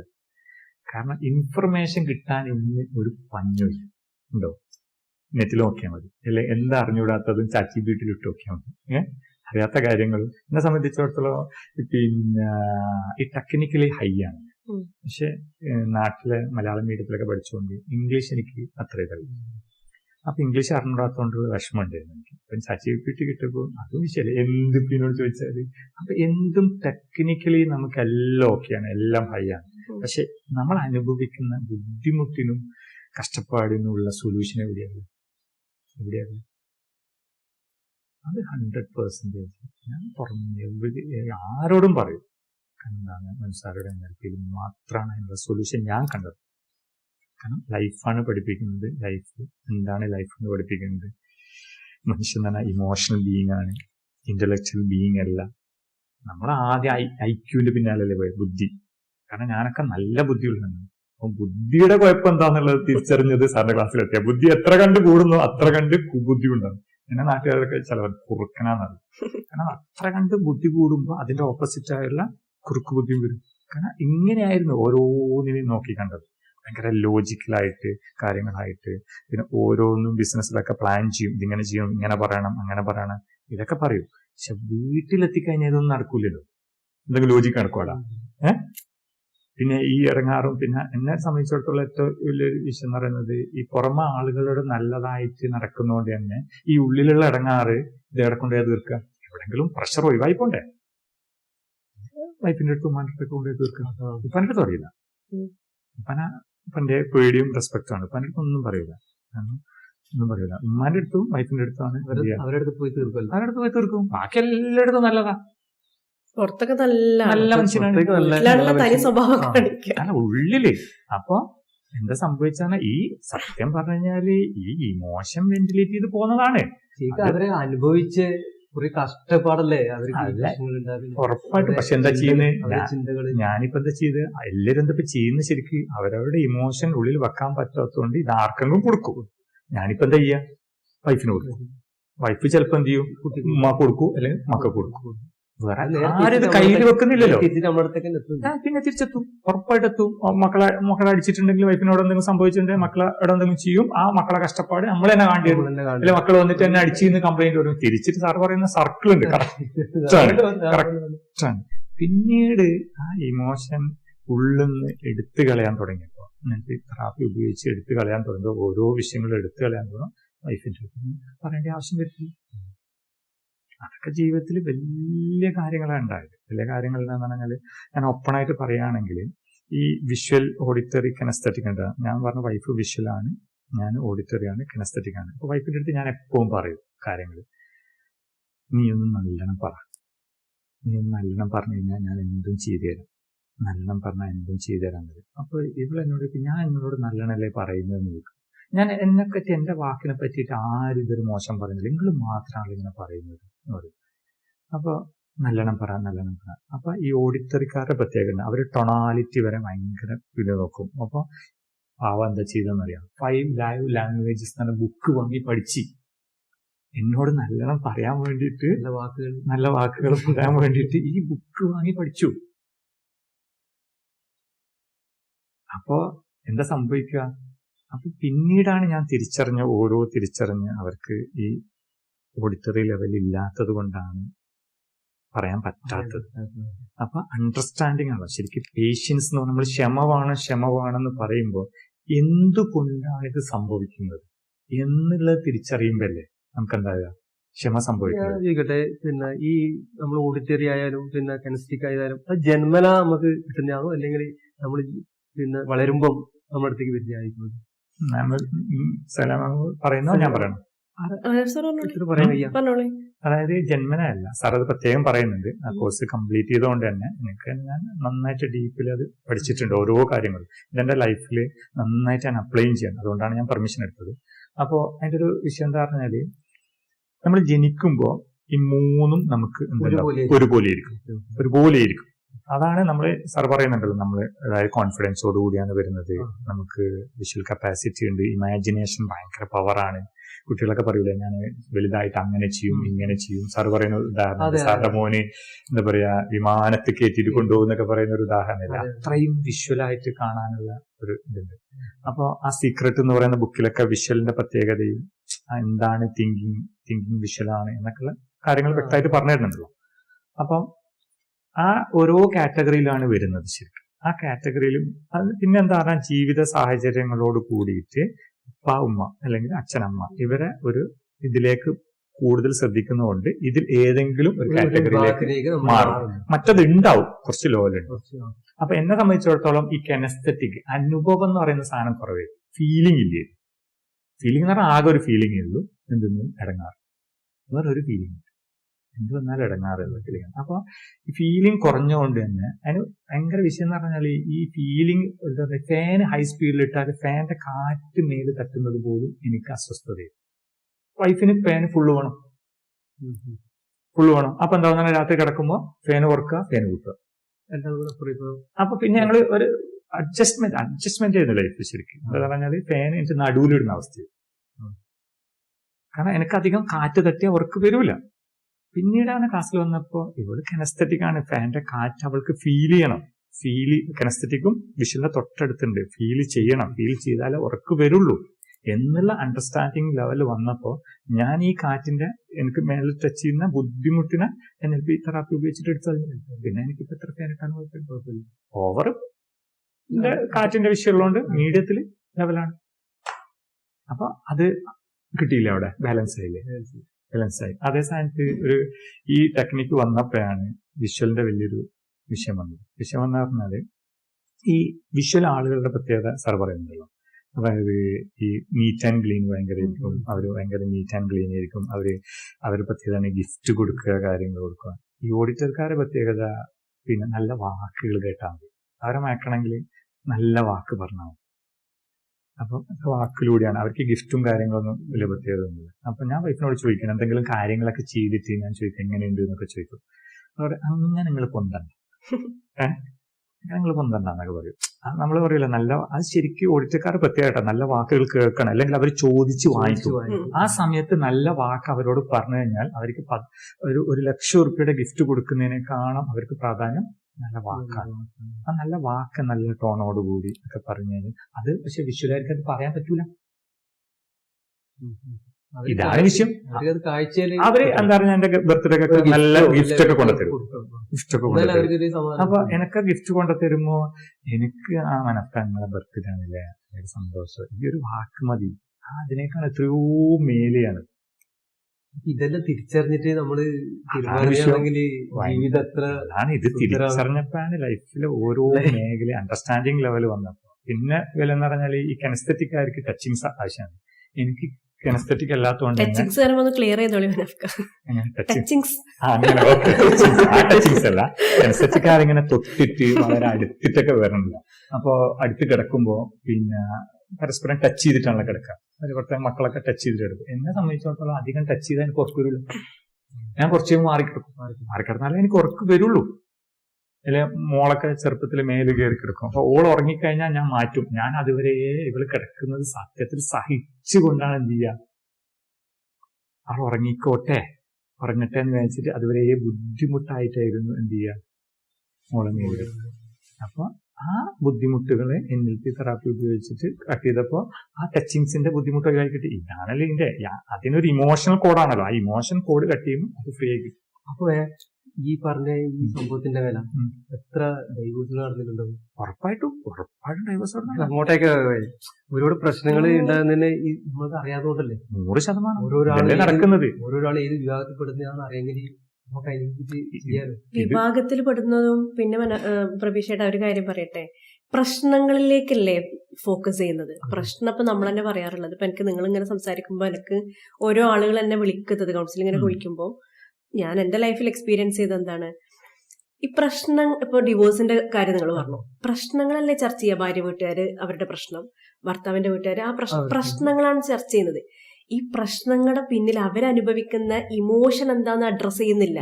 ദേഷ്യാണോ, സങ്കടാണോ, ആ വ്യക്തിയുടെ അകത്ത് അതിനെ മാനിക്കുന്നില്ലല്ലോ. അത് അറിഞ്ഞൂടാ, ആർക്കും അറിഞ്ഞൂടാ. പക്ഷെ നമ്മളെ മൊയ്നു സാറിന്റെ NLP ട്രെയിനിങ്ങിന് വന്നതിന് ശേഷം, സക്സസ് വാലിയിൽ വന്നതിന് ശേഷം ഞാൻ ആദ്യമായിട്ട് അനുഭവിക്കണം. എന്റെ ഫാമിലി ഒരുപാട് പ്രോബ്ലംസ് ഉണ്ടായിരുന്നു. പ്രശ്നം എവിടെയുള്ളത്? പ്രശ്നങ്ങൾ പുറത്താണെങ്കിലും എൻ്റെ ഉള്ളിൽ ഒരുപാട് ദുഃഖവും സങ്കടവും പേടികളായിരുന്നു. സാറിന്റെ ക്ലാസ്സിന് പിന്നെ 14 വർഷങ്ങൾക്ക് മുമ്പാണ് ഞാൻ സാറിന്റെ ക്ലാസ്സിന് വരുന്നത്. അന്ന് ആദ്യമായിട്ട് ഞാൻ കേൾക്കുകയാണ് നമ്മളെ ഇമോഷനുകളെ കുറിച്ച് സംസാരിക്കുന്ന ഒരാള്. പ്രശ്നങ്ങളെ കുറിച്ച് ചർച്ച നമുക്ക് ഇഷ്ടം പോലല്ലേ ഫാമിലിയില്. നീ അങ്ങനെ ചെയ്യണ്ട, അത് ഇങ്ങനെ ചെയ്താൽ മതി, അവരങ്ങനെ ചെയ്തു അല്ലേ, എന്നിട്ട് അവരിങ്ങനെ പറഞ്ഞു അല്ലേ, ഇങ്ങനെ ചർച്ച ചെയ്തുകൊണ്ടിരിക്കുകയാണ്. എനിക്കും അറിവില്ലായിരുന്നു, എനിക്ക് അറിഞ്ഞൂടാ. നമ്മൾ പ്രശ്നത്തെ കുറിച്ച് ചർച്ച ചെയ്യാം.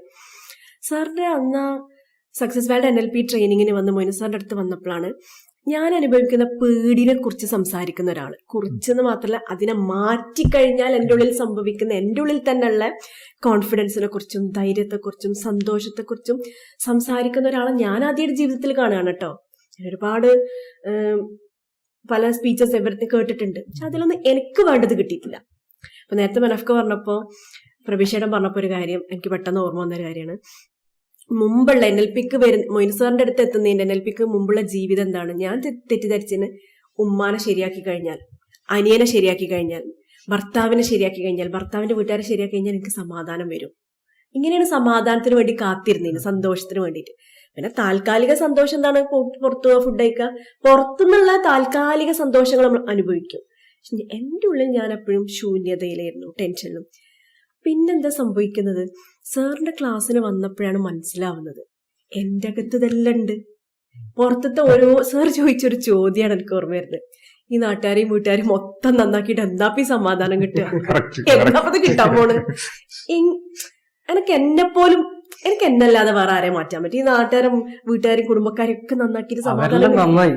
അപ്പോഴാണ് ആ പോയിന്റ്. സാറിന്റെ ക്ലാസ്സിൽ നിന്നാണ് എനിക്ക് എന്ത് ചെയ്യുന്നത്, എന്നെയാണ് മാറേണ്ടതെന്നല്ല, മാറ്റേണ്ടത്. ആ വേർഡ് മാറലും മാറ്റലും വളരെ എൻറ്റയർലി ഡിഫറെന്റ് ആണ്.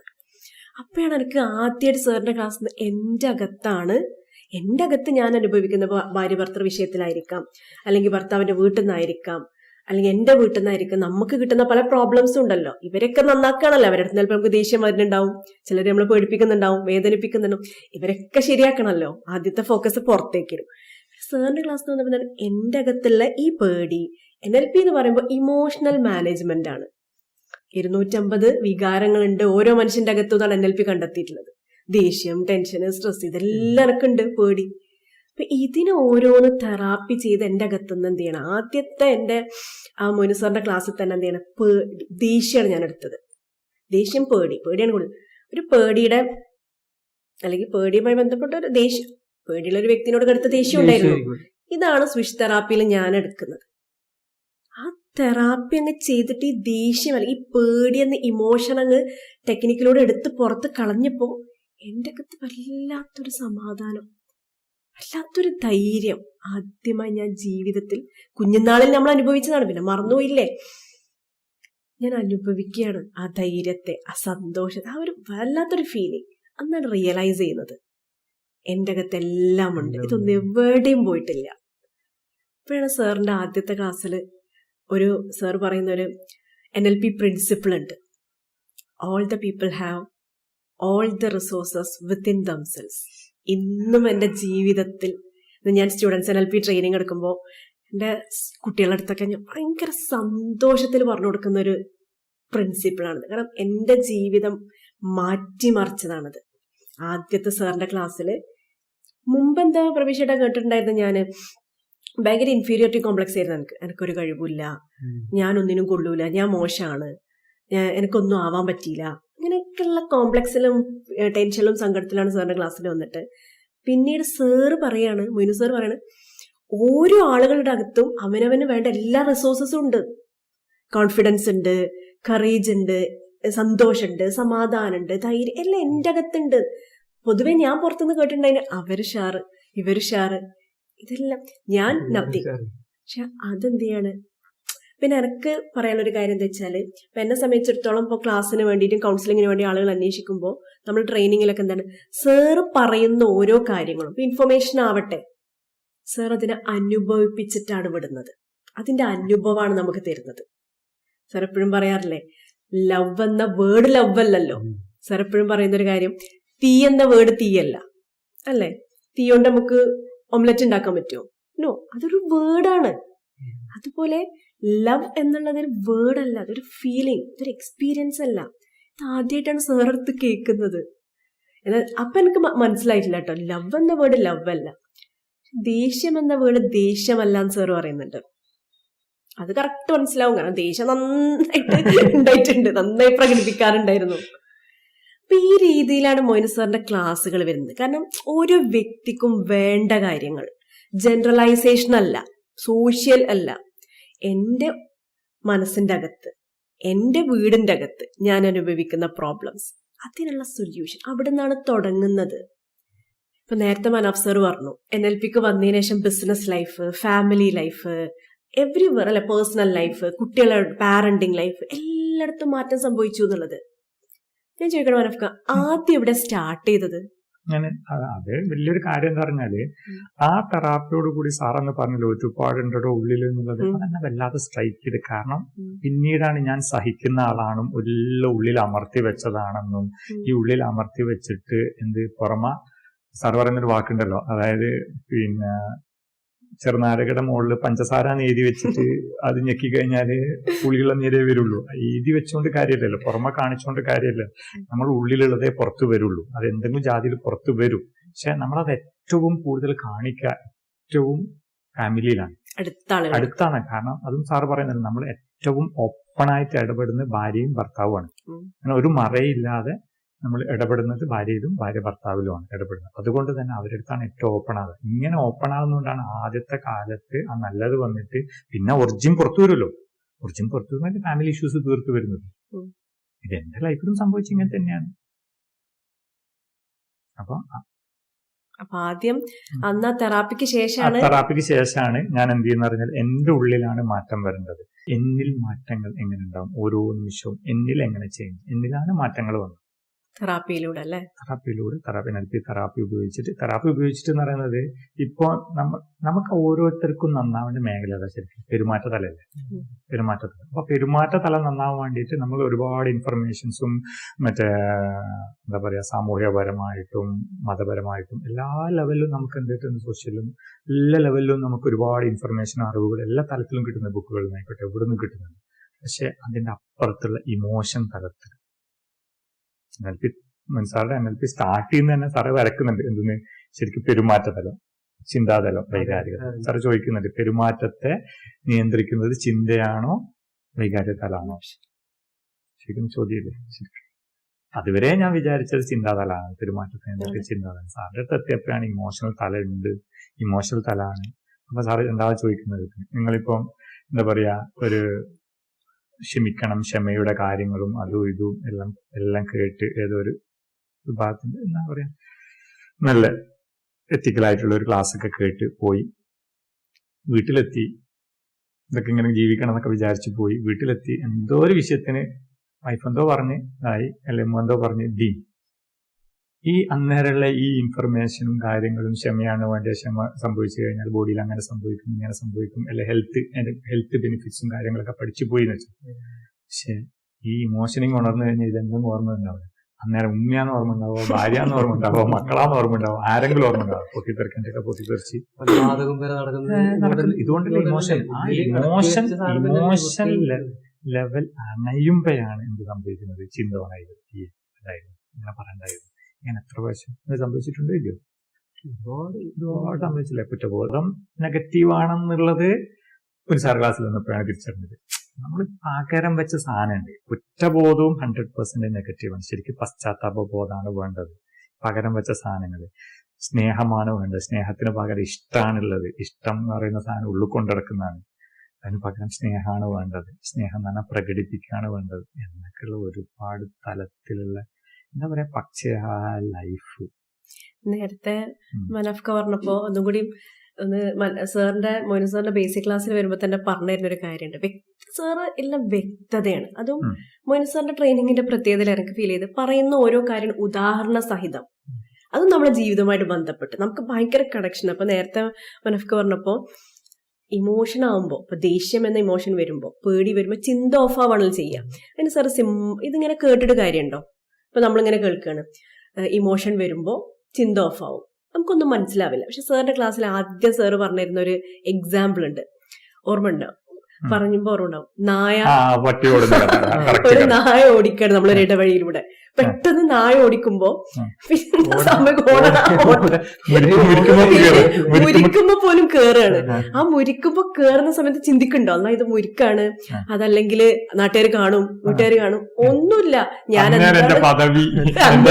ഞാൻ ആരാ എന്താണെന്ന് പോലും ചിന്തിക്കൂല. കേറണോ കയറ്റം അതൊന്നും ഒരു ഓർമ്മയില്ല. ആ പേടിക്ക് അടിമപ്പെട്ടിട്ട് ഓടിയിട്ട് ചിലപ്പോ മുരിക്കലൊക്കെ കേറിയിട്ടുണ്ടാവും. പിന്നെ എപ്പോഴാ ചിന്ത ഓണാ? അപ്പൊ ചിന്ത ഓഫാണല്ലോ. ആ നായൊക്കെ ഒന്ന് പോയി കഴിയുമ്പോ അത് ഈ ചിന്ത ഓണാവും. അപ്പോഴാണ് നാട്ടുകാരും കണ്ടോ അല്ലെ? ഇങ്ങനെയാണ് സാർ എന്ത് ചെയ്യുന്നത്, ഉദാഹരണ സഹിതം പഠിപ്പിക്കുമ്പോഴാണ് ജീവിതമായിട്ട് കണക്ട് ആവാണ്. ഇതന്നല്ലേ അവിടെ സാറ് നായായിരിക്കും, നമ്മളിപ്പോ വേറെ ആരെങ്കിലും കണ്ടിട്ടായിരിക്കും പേടിച്ചിട്ടുണ്ടാവുക അല്ലെ? ചിലര് ഭർത്താവിനെ കണ്ട് പേടിക്കുന്നുണ്ടാവും, ചിലര് ഉപ്പാനായിരിക്കും, ഉമ്മാനായിരിക്കും, പോലും കണ്ട്. അതെ, പ്രശ്നങ്ങൾ ചിന്ത ഓഫ് ആവണം. അവിടെ നമ്മൾ കേട്ടതും പഠിച്ചതും ഒന്നുമല്ല വരുന്നത്.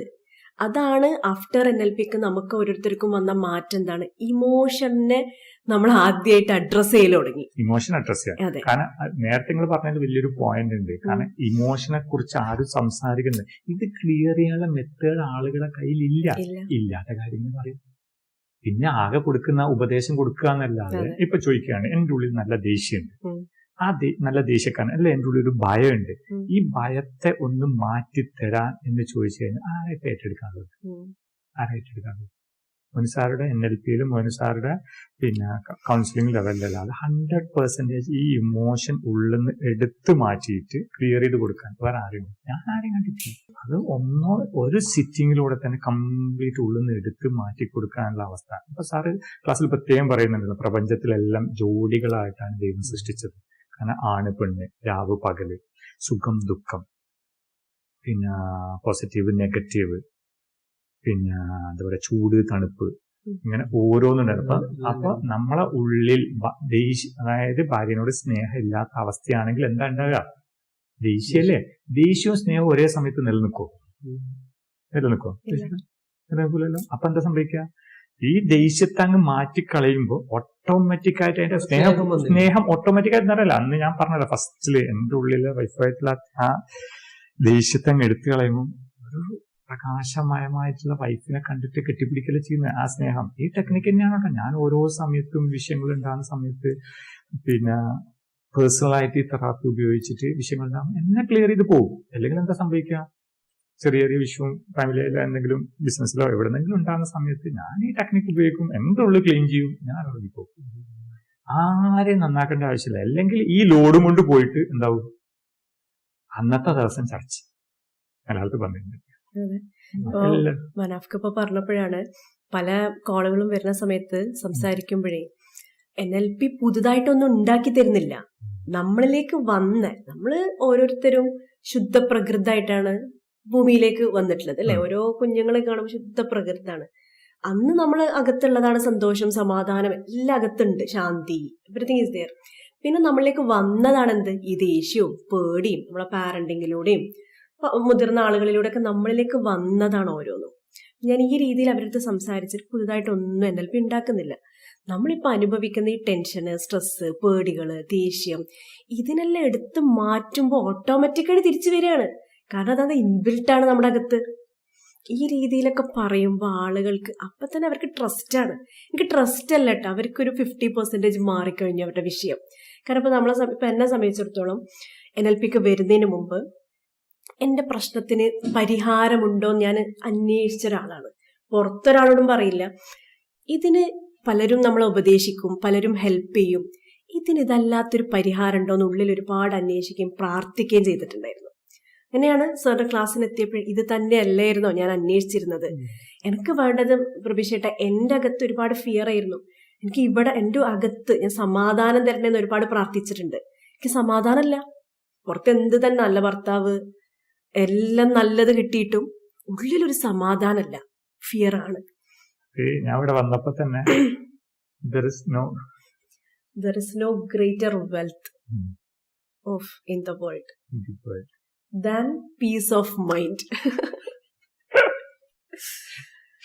അത് സാറ് എന്റെ ലൈബ്രറിയിൽ സാർ അത് വെക്കാൻ സാർ അർഹനാണ്. ശരിക്കും അനുഭവിച്ച ഒരാൾക്ക് അത് ഞാൻ അർഹനാണ്. കാരണം പീസ് ഓഫ് മൈൻഡ്, കാരണം എന്നെ സംബന്ധിച്ചിടത്തോളം, കാരണം നമ്മള് അതുവരെ ഞാന് ഈ സന്തോഷവും സമാധാനവും തേടി നടന്നത് പുറത്താണ്. ബിസിനസ് ഡെവലപ്മെന്റ്, സാമ്പത്തികം, വണ്ടി, വീട്, കാര്യങ്ങൾ, ഇതൊക്കെ നല്ല കുടുംബം, നല്ല ഫാമിലി, നല്ല കുടുംബത്തിന് കല്യാണം കഴിക്കുക, നല്ല മക്കളെ നല്ല സ്കൂൾ പഠിപ്പിക്കുക, ഇങ്ങനെ ആയിരുന്നു എന്ത് ചെയ്തത്, സന്തോഷവും സമാധാനവും നേടി നടന്നത്. ഇതൊക്കെ വന്നു. എന്നിട്ടും സന്തോഷവും സമാധാനവും ഇല്ല. പിന്നെ എന്തിനീ ലൈഫ് എന്ന് വരെ തോന്നി. എന്തിനാ ഇപ്പൊ ലൈഫ്? ഇതാണ് വലിയ വലിയ ബിസിനസ്സുകാരൊക്കെ സൂയിസൈഡ് ചെയ്യുന്നതിന്റെ പിന്നിലുള്ള കാരണം. എനിക്ക് തോന്നിയതാണത് ശരിക്കും. എന്തിനാ ഇപ്പൊ ലൈഫ്? കാരണം സന്തോഷവും സമാധാനവും ഇല്ല, പിന്നെ എന്തിന് തോന്നിപ്പോവില്ല. കാരണം സാറ് പറയുന്നൊരു വലിയ വേർഡ് തിരിച്ചറിയാണ്. കാരണം പണമില്ലാത്ത ആളുകൾക്ക് ഒരാശ്വാസമെങ്കിലും ഉണ്ട്. പണം വന്നാൽ, ഈ വീടുണ്ടാക്കിയാല്, അല്ലെങ്കിൽ വീട് വന്നാല്, മക്കളെ പച്ചിലെ കല്യാണം കഴിച്ചു കഴിഞ്ഞാല് സമാധാനം വരുമെന്നുള്ള എന്തുണ്ട്, സന്തോഷം, ഒരു ആശ്വാസങ്ങളുണ്ട്. സന്തോഷം സമാധാനം വരുമെന്നുള്ള ആശ്വാസമുണ്ട്. എന്നെയൊക്കെ സംബന്ധിച്ചിടത്തോളം ഇതൊക്കെ വന്നു കഴിഞ്ഞു. ഓൾറെഡി നല്ല കുടുംബത്തിലാണ് ജനിക്കപ്പെട്ടതാണ്. സാമ്പത്തിക കുടുംബത്തിൽ ഞാൻ കല്യാണം കഴിച്ചത്. പിന്നെ നല്ല വീടുണ്ട്, വണ്ടിയുണ്ട്, നല്ല ബിസിനസ് ഉണ്ട്. ഫസ്റ്റ് ഇയറിൽ തന്നെ 21ാമത്തെ വയസ്സിൽ ബിസിനസ്സിലേക്ക് ഇറങ്ങിയിട്ടുണ്ട്. 21ാമത്തെ വയസ്സിൽ തന്നെ ഉപ്പനോട് വാങ്ങിച്ച പൈസ തിരിച്ചു കൊടുത്ത് ബിസിനസ് സക്സസ് ആയി. എല്ലാവരുമായിട്ട് നല്ല ബന്ധം.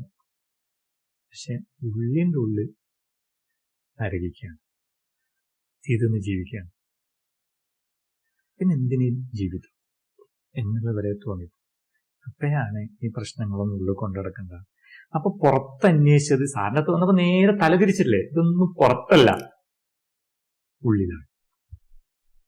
ഉള്ളിലാണ് കിടക്കുന്നത്. അതിന് എനിക്ക് ഞാൻ മുമ്പ് ചെറുപ്പത്തിലെ ഇങ്ങനെ തറവാടുകളിൽ വർക്കേഴ്സും കാര്യങ്ങളൊക്കെ ഒന്ന് ഈ തേങ്ങൊക്കെ പണ്ടിന് വർക്കേഴ്സും കാര്യങ്ങളൊക്കെ ഉണ്ട്. അപ്പൊ അവരൊക്കെ തേങ്ങ കാര്യങ്ങളൊക്കെ കൊണ്ടുവരുന്ന സമയത്ത് അവരൊക്കെ ഇങ്ങനെ പണിയെടുക്കുക, നമ്മളൊക്കെ പോയിട്ട് ഇങ്ങനെ അവരെ ചെയ്യിപ്പിക്കുക, വയലിലൊക്കെ പോയി നിൽക്കുക, കുറെ ആള് പണിയെടുക്കുക. ഇതൊക്കെ കാണുമ്പോൾ എൻ്റെ ഉള്ളിൽ അങ്ങനെ തോന്നും, കുറെ ആളുകൾക്ക് പൈസ ഉണ്ട്, കുറെ ആളുകൾ പൈസ ഇല്ല, കുറെ ആളുകൾ ഹൈ സാമ്പത്തികം. ഇതെന്താ, ദൈവം നീതിമാനാണെന്ന് കേട്ടിട്ടുണ്ട്. അപ്പൊ ദൈവത്തിന്റെ ഈ നീതി എവിടെ? ഇവർക്ക് പൈസ ഉണ്ട്, ഇവർക്ക് പൈസ ഇല്ല, ഈ നീതി എവിടെ എന്നുള്ള ഒരു അന്വേഷണം എൻ്റെ ചെറുപ്പത്തിലേ ഉണ്ടായിരുന്നു. കാരണം എനിക്ക് ആളുകൾ ബുദ്ധിമുട്ടുന്ന കാര്യം, എല്ലാവരും നല്ലോണം ജീവിക്കണം, എല്ലാവരും എന്നെ പോലെ കാണണം എന്നാണ് ഞാൻ ആഗ്രഹിക്കുന്നത്. എന്റെ ലെവലിൽ ഞാൻ അവരോട് സംസാരിക്കുകയും ചെയ്യും. അപ്പോൾ അങ്ങനെ കാണുന്ന ആകാം. അപ്പൊ ഇതെവിടെ നീതി? അപ്പൊ ഇത് ഒക്കുന്നില്ല ഒരു കാരണവശാലും. സാറിൻ്റെ അടുത്ത് വന്നപ്പോഴാണ് കറക്റ്റ് അതിനുള്ള ആൻസർ എനിക്ക് കിട്ടിയത്. കാരണം എല്ലാവരും അനുഭവിക്കുന്നത്, സാറ് ചോദിക്കുന്നുണ്ട്, ബിസിനസ്സിൽ ചോദിക്കുന്നുണ്ട്, ഇപ്പം പണം കിട്ടിയാൽ എന്താ കിട്ടുക? എല്ലാവരും പണത്തിന്റെ പിന്നാലെയാണ് പോകുന്നത്. വലിയൊരു ചോദ്യമാണ്, പണം കിട്ടിയ ഇപ്പൊ എന്താ കിട്ടുക? സാർ ചോദിച്ചൊരു ചോദ്യമുണ്ട്. അപ്പോഴാണ് ആലോചിച്ച, പണം കിട്ടിയപ്പോ എന്താ കിട്ടുക? ഓൾറെഡി എല്ലാം ഉണ്ട്. അല്ല, പണം കിട്ടിയപ്പോ എന്താ കിട്ടുക? എന്താ ഇപ്പൊ ചെയ്യാ? പറഞ്ഞിരുന്നില്ല, നല്ല വീടുണ്ടാക്കും, അല്ലെങ്കിൽ മക്കളെ കല്യാണം കഴിക്കും, മക്കളെ പഠിപ്പിക്കുക, എന്തെങ്കിലും കാര്യം ചെയ്യാം. അപ്പൊ ഇങ്ങനെ ആ മറ്റേ മോഡൽ ക്വസ്റ്റ്യൻ ഉണ്ടല്ലോ NLP ബേസില്. അപ്പൊ വീടുണ്ടാക്കി എന്താ കിട്ടുക? വീടുണ്ടാക്കിയിട്ട് സന്തോഷം കിട്ടും. വീടുണ്ടാക്കി എന്താ കിട്ടുക? സന്തോഷമല്ലേ കിട്ടുക? ഇനി മക്കളെ പഠിപ്പിച്ച് എന്നെല്ലാം കല്യാണം കഴിച്ച് സന്തോഷം കിട്ടും. ആ സമയത്തുള്ള സന്തോഷമല്ലേ. എന്നിട്ട് ഇതൊക്കെ ആയി, എന്നിട്ട് സന്തോഷം കിട്ടിയോ? ഇല്ലല്ലോ. അപ്പൊ പണത്തിന്റെ ബേസ് പോലും സന്തോഷമാണ്. അപ്പൊ ഇതൊക്കെ വന്നു കഴിഞ്ഞാല് നമ്മൾ അതുവരെ വീടുണ്ടാക്കുന്നവരെ, ഞാൻ അങ്ങനെയായിരുന്നു, ബിസിനസ് ഡെവലപ്പ് ചെയ്യണം, തോട്ടം, നല്ല കാർഷിക മേഖല, ഏറ്റവും നല്ല കാർഷിക മേഖല, 15 വർഷത്തെ പ്രൊജക്ട് ഉപയോഗിച്ചിട്ട് കാർഷിക മേഖല ഡെവലപ്പ് ചെയ്തു. അതുവരെയുള്ള സമ്പാദ്യം കൊണ്ട് നല്ല വീടുണ്ടാക്കി, ബിസിനസ് ഡെവലപ്പ് ചെയ്തു, ബിസിനസ് ഗ്രോത്ത് ചെയ്തു, വണ്ടി എടുത്തു, ഒക്കെ ചെയ്തു. എല്ലാം വന്നു കഴിഞ്ഞു, ആവശ്യമുള്ളതൊക്കെ വന്നു കഴിഞ്ഞു. ഇതൊക്കെ കിട്ടിയാൽ സന്തോഷം കിട്ടുമെന്ന് വിചാരിച്ചിട്ടാണ് പോയത്. പിന്നെ എന്താ പറയാ, ഒന്നിന്റെ പിന്നിൽ ഒന്നിന്റെ പിന്നിലല്ലേ. പിന്നെ സാറ് പറയുന്നത് മതില്, പിന്നെ എല്ലാം നന്നാക്കാം, പിന്നെ മതിൽ നന്നാക്കാം. പിന്നെ ഭയങ്കര രസാത്. പിന്നെ വീടുണ്ടാക്കിയിട്ട് ആ ഒരു ബെഡ്റൂം കൂടി ഉണ്ടെങ്കിൽ പിന്നെ അത് പൊളിച്ച് അങ്ങോട്ട് ഉണ്ടാക്കാം, പിന്നെ ബാത്റൂമായിട്ട് ടൈൽസ് ഉണ്ടാക്കാം. ഇതെന്നല്ലേ ചെയ്യുന്നുള്ളൂ. ലൈഫിനെ കുറിച്ച് അന്വേഷിക്കുക. ലക്ഷങ്ങൾ നിങ്ങൾ ചെലവാക്കുന്നുണ്ട്, അതൊരു വേർഡ് വല്ലാത്തുണ്ട്. അതായത് അപ്പിയിടുന്ന ബാത്റൂം നന്നാക്കാൻ വേണ്ടിയിട്ട് ലക്ഷങ്ങൾ, അതിന്റെ ഇതാണ്. അതായത് 1 ലക്ഷം, 2 ലക്ഷം, 3 ലക്ഷം, 5 ലക്ഷം റുപ്യ, 10 ലക്ഷം. അതായത് ഇന്ന് ഈ യൂറോപ്യൻ ക്ലോസറ്റ് ഒക്കെ ഉണ്ടല്ലോ, യൂറോപ്യൻ ക്ലോസറ്റ് ഒക്കെ 3 ലക്ഷം, 4 ലക്ഷം റുപ്യന്റെ ഒക്കെ ക്ലോസറ്റ് ഒക്കെ ഉണ്ട്. ക്ലോസറ്റ് നമ്മളെ ചെല്ലുമ്പോൾ തന്നെ എഴുന്നേറ്റ് നേരും, അങ്ങനത്തെ ഒക്കെ സാധനങ്ങളൊക്കെ ഉണ്ട്. ഇതിനൊക്കെ ഇത്രയും പൈസ ചെലവാക്കുന്നുണ്ട്. ലൈഫിനെ കുറിച്ച് നിങ്ങൾ പഠിക്കാൻ എന്ത് പൈസ ചെലവാക്കി ഈ ഇതൊക്കെ ചെയ്യുന്ന നിങ്ങളെ കുറിച്ച്, അവനവനെ കുറിച്ച് പഠിക്കുന്നവനെ കുറിച്ച് പഠിക്കാൻ നിങ്ങൾ പഠിച്ചോ എന്നുള്ള ചോദ്യം ചോദിക്കുന്നുണ്ട്. പിന്നെ എന്നെ വല്ലാണ്ട് അട്രാക്ട് ചെയ്ത മറ്റൊരു കാര്യമുണ്ട്. സാറ് പറയുന്നൊരു വാക്കുണ്ട്, ഞാനിത് ആരെയും പഠിപ്പിക്കാനും വേണ്ടിയിട്ടൊന്നും ചെയ്തല്ല. ഒരു കാര്യം തന്നെ 3 രീതി പഠിക്കാം. പഠിപ്പിക്കാൻ വേണ്ടി പഠിക്കാം, പഠിക്കാൻ വേണ്ടി പഠിക്കാം, അവനവന് വേണ്ടി പഠിക്കാം. സാറിന് വേണ്ടി പഠിച്ചതാണ്. പിന്നെ ജനങ്ങളിലേക്ക് ഈ ഒരു സത്യം തിരിച്ചറിവ് കൊടുക്കുകയല്ല ചെയ്ത ശരിക്കും. പോയിന്റാണ് ശരിക്കും. സാറ് പറയുന്നത്, സാറ് ചെറുപ്പത്തിലെ ഒരുപാട് വിഷയങ്ങളിലൂടെയൊക്കെ കടന്നുപോയി, ഫാമിലി ലൈഫിലൂടെയൊക്കെ ഒരുപാട് വിഷയങ്ങൾ. സാറിന്റെ പച്ചയായ ലൈഫ് തുറന്നു പറയുന്നത് ഒരുപാട് ടെൻഷൻ. ലോ കോളേജിലൊക്കെ പഠിക്കുന്ന സമയത്ത് മാനാഞ്ചിറയിൽ കിടന്ന് സാറിനെ പറയുന്നുണ്ട്, മനേതന്റെ ആകാശത്തേക്ക് നോക്കി, ദൈവമേ എന്തിനാണ് നീ ഈ ജീവിതം തന്നത്, ഞാൻ നിന്നോട് ആവശ്യപ്പെട്ടിട്ടില്ലല്ലോ, എന്തിനാണ് ജീവിതം തന്നത്. അതിനകത്തൊരു അന്വേഷണമായിരുന്നു. ആ അന്വേഷണമായിരുന്നു സാറ് NLPയിൽ എത്തുന്നത്. ഒരുപാട് കോഴ്സിലൂടെയും കാര്യങ്ങളിലൂടെയൊക്കെ പഠിക്കുകയും ലൈഫിനെ കുറിച്ച് അന്വേഷിക്കുകയും ചെറുപ്പം മുതലേ സൈക്കോളജിക്കൽ ലെവൽ അന്വേഷിക്കുകയും അങ്ങനെ NLPയിൽ എത്തുകയും NLPയിലൂടെ സാറിന്റെ ലൈഫ് ചേഞ്ച് ചെയ്യും. ആ ചേഞ്ചാണ് ശരിക്കും ഒരാൾ ചേഞ്ച് നടത്തിയ ഒരാൾക്കല്ലേ ചേഞ്ച് ആക്കി കൊടുക്കാൻ പറ്റുള്ളൂ. ശരിക്കും എക്സ്പീരിയൻസ് ആണല്ലോ ലൈഫ്, അനുഭവ ആണല്ലോ യഥാർത്ഥ ഗുരു. സാറ് കംപ്ലീറ്റ് സാറിന് ഞാൻ ഓരോ കാര്യങ്ങളും സാറിനോട് പേഴ്സണലായിട്ട് ചില കാര്യങ്ങളൊക്കെ ചോദിക്കുമ്പോൾ സാറിന്റെ വലിയൊരു പ്രത്യേകത, അറിയുന്ന അനുഭവിച്ച കാര്യങ്ങൾ മാത്രമേ സാർ അത് പറയുള്ളൂ, അല്ലെങ്കിൽ അതിനെക്കുറിച്ച് അറിയില്ല എന്ന് തന്നെ പറയും. ശരിക്കും അത് ഭയങ്കര ഗ്രേറ്റ്ഫുൾ ആണല്ലോ ശരിക്കും. മറ്റത് എന്തെങ്കിലും പറഞ്ഞു തരില്ല, അല്ലെങ്കിൽ അതിനെക്കുറിച്ച് അന്വേഷിച്ചിട്ട്, അല്ലെങ്കിൽ നിങ്ങളത് പഠിക്കണം, അല്ലെങ്കിൽ എന്താ പറയാ, അതിന് ഇന്ന ഭാഗമാണ് നല്ലത്. ലൈഫിനെ കുറിച്ചിട്ട് 100% കാര്യങ്ങൾ സാറിൻ്റെ അടുത്ത് പറഞ്ഞു. ചില കാര്യങ്ങൾ പേഴ്സണലായിട്ട് ചോദിച്ചു കഴിഞ്ഞാൽ സാറ് അതിന്റെ വഴികൾ പറഞ്ഞു. മറ്റേ എല്ലാത്തിനെ കുറിച്ച് ഉപദേശം, എന്റെ ഒക്കെ പരിപാടി എന്ന് പറഞ്ഞാൽ ഭയങ്കര അറിവാളാണ്, എന്തിനെ കുറിച്ചും പറഞ്ഞു കൊടുക്കും. ആളാൻ വേണ്ടിട്ട് എന്തും പറഞ്ഞു കൊടുക്കും. എക്സ്പീരിയൻഷ്യൽ ലെവലില്ലാത്ത ഒരു കാര്യം സാറ് എക്സ്പ്ലെയിൻ ചെയ്തിട്ടില്ല. അല്ല, ഇപ്പൊ റഫ്ക്ക് പറഞ്ഞപ്പോ എനിക്ക് ഓർമ്മ വന്നത്, ഇപ്പോ നമ്മളെ സക്സസ് വാലിയുടെ ഒരു പ്രത്യേകത, മൊയ്നു സാറാണല്ലോ നമ്മുടെ CEO. മൊയ്നു സാറിലൂടെ ഉള്ളത് സക്സസ് വാലി. സക്സസ് വാലിയുടെ ഒരു പ്രത്യേകത എന്താ വെച്ചാൽ, ഇവിടെ ഉള്ള മൊയ്നു സാർ ആവട്ടെ, മറ്റ് തെറാപ്പിസ്റ്റുമാരാവട്ടെ, നമ്മളെ കൗൺസിലിംഗ് സെന്റേഴ്സിലൊക്കെ ഉള്ള തെറാപ്പിസ്റ്റുമാരൊക്കെ എന്ത് ചെയ്യാണ്, അവരാരും NLP തെറാപ്പിസ്റ്റ് ആവാനോ NLP ട്രെയിനർ ആവാനോ വേണ്ടി പഠിച്ചവരല്ല.